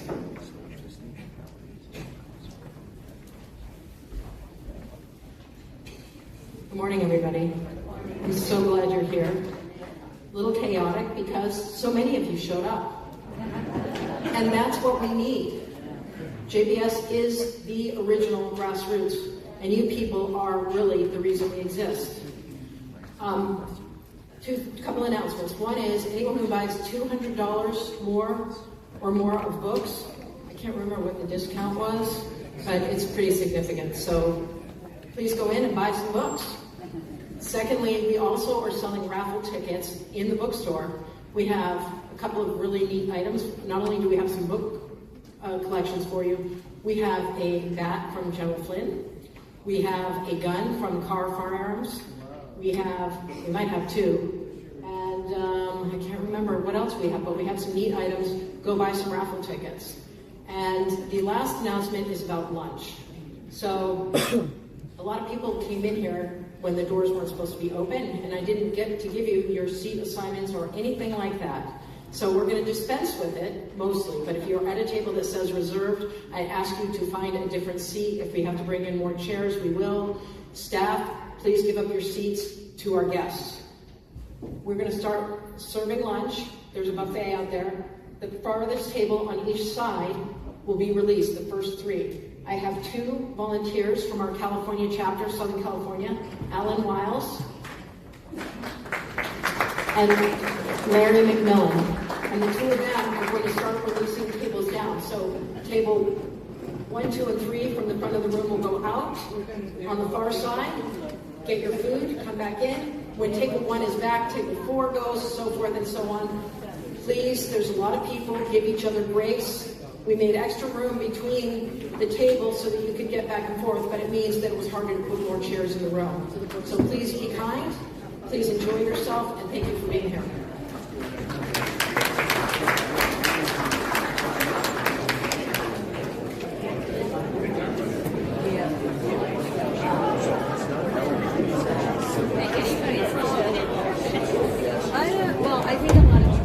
Excuse me. The whole reason I was going to come up here, and I'm embarrassed to say it slipped my mouth. Lloyd Brunson, where are you? Will you stand up, please? Wait, where? Where? Lloyd, this is Lloyd Brunson over here. I gotta go. This is our newest member. If you don't know who Lloyd Brunson is, Yes. Lloyd is true grassroots like the rest of you, and he, on his own, has taken an election integrity case to the Supreme Court. He's had stops and starts throughout his campaign to get this case heard. He had one case where 3 of the liberal Supreme Court justices had to recuse themselves for what was going on. So I encourage you to go look his case up online and follow it. Thank you. I'll be right.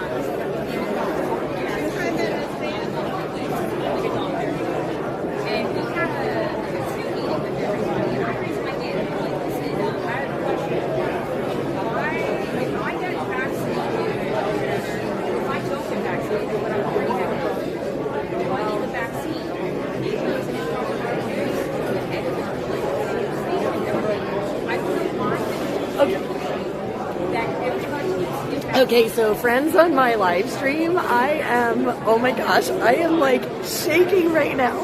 I am so excited.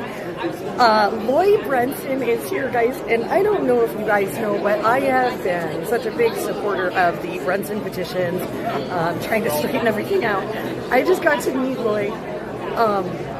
Wow, he's such a nice guy, absolutely amazing. And I just, he totally shocked that he was here.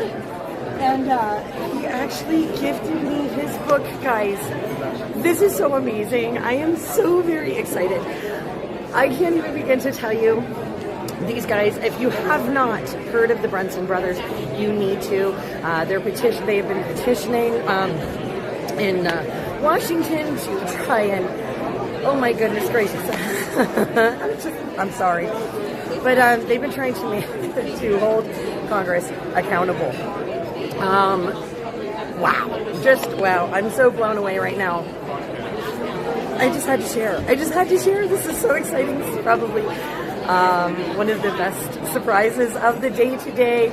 And again, the Brenson brothers are amazing, so I'm super excited.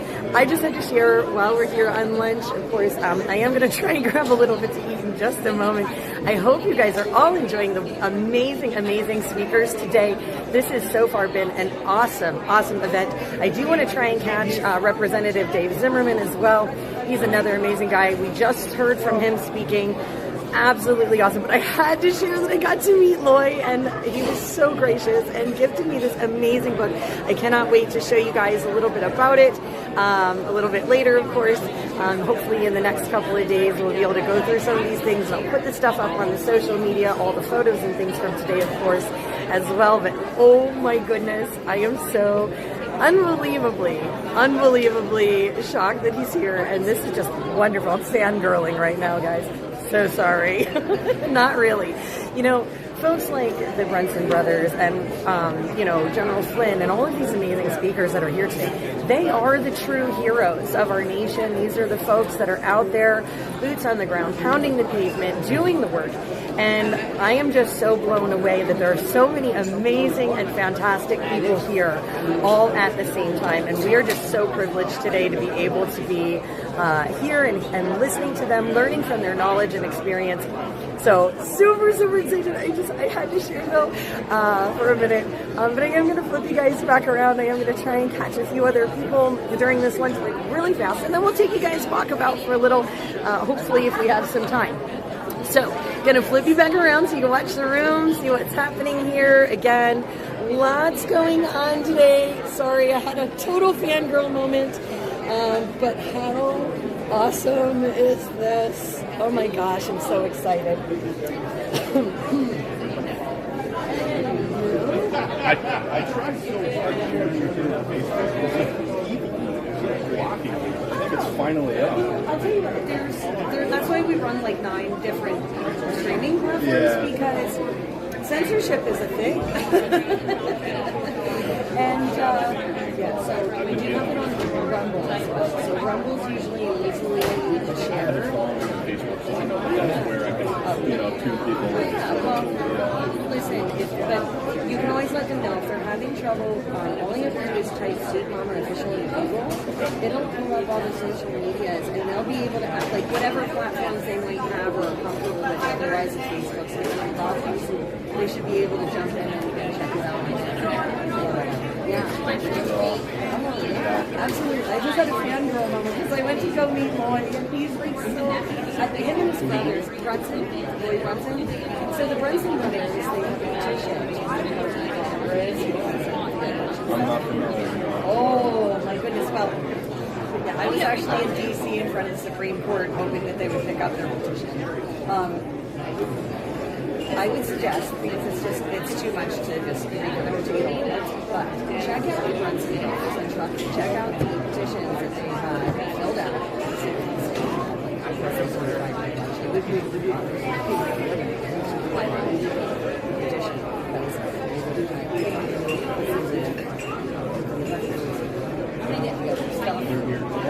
well, one of the brothers is Lloyd. Yes, he's here today. That was the so I actually live in Pennsylvania, but we're not we're based all over.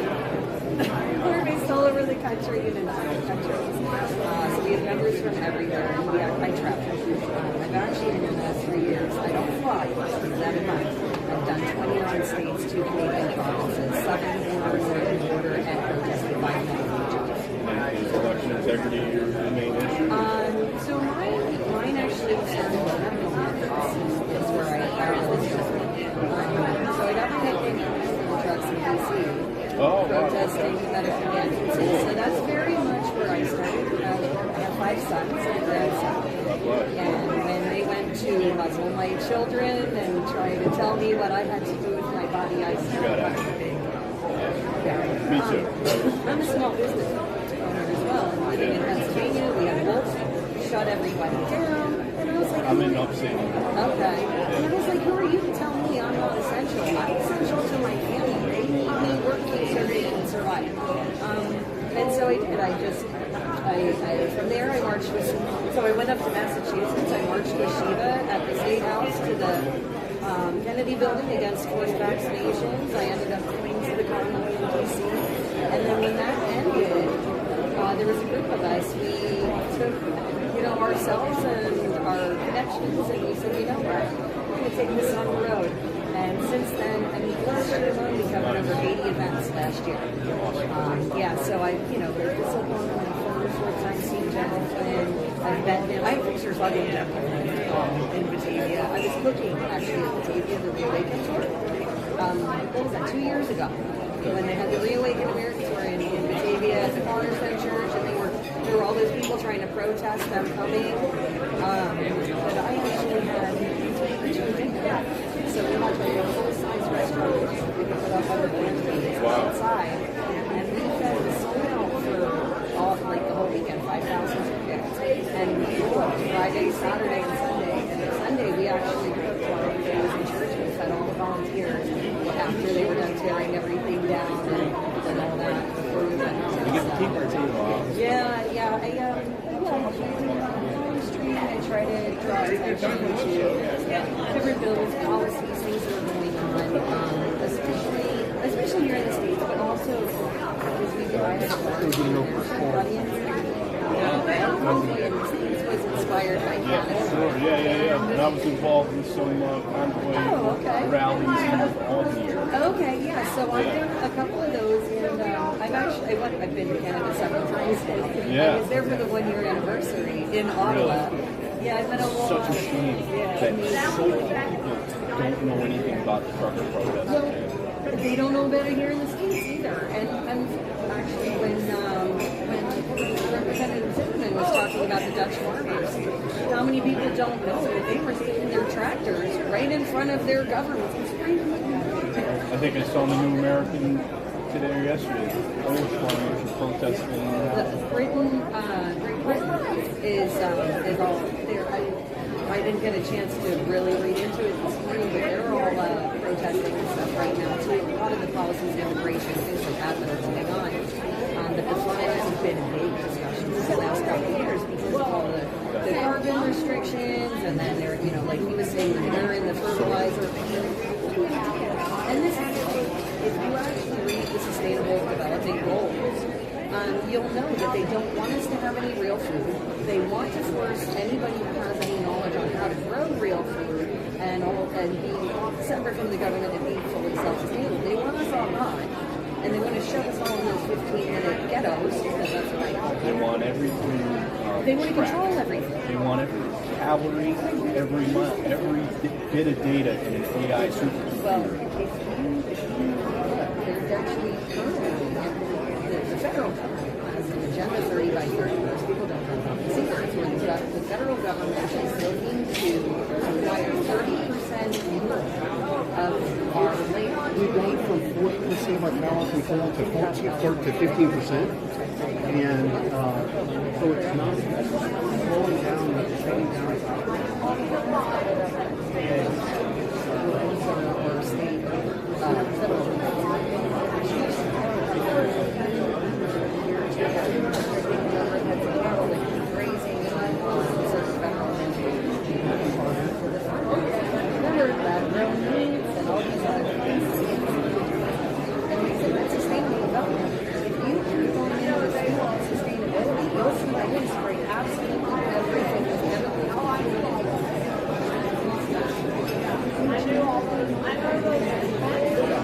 I'm in the room. Yeah, so they don't want you to, even if you manage to get one of those gas tube roads, terminate. But the chemical companies probably posted over to it or needed a source of chemicals, poison us is just part of it.